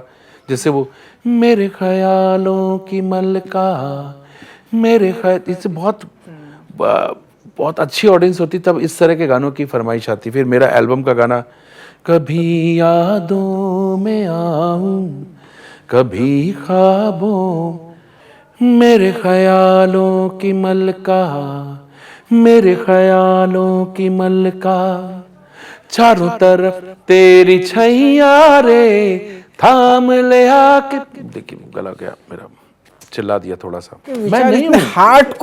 हार्डकोर ऐसे कैसे हो गए? मतलब इतना सुरीला, इतना मधुर। उसमें भी सुर है सर, बहुत सुर है, ज्यादा दूर तक पहुंचती है। आणि यानंतर माझा कट्ट्यावरती आपण इथेच थांबतोय. ताज्या बातम्यांसाठी पाहत रहा ABP माझा.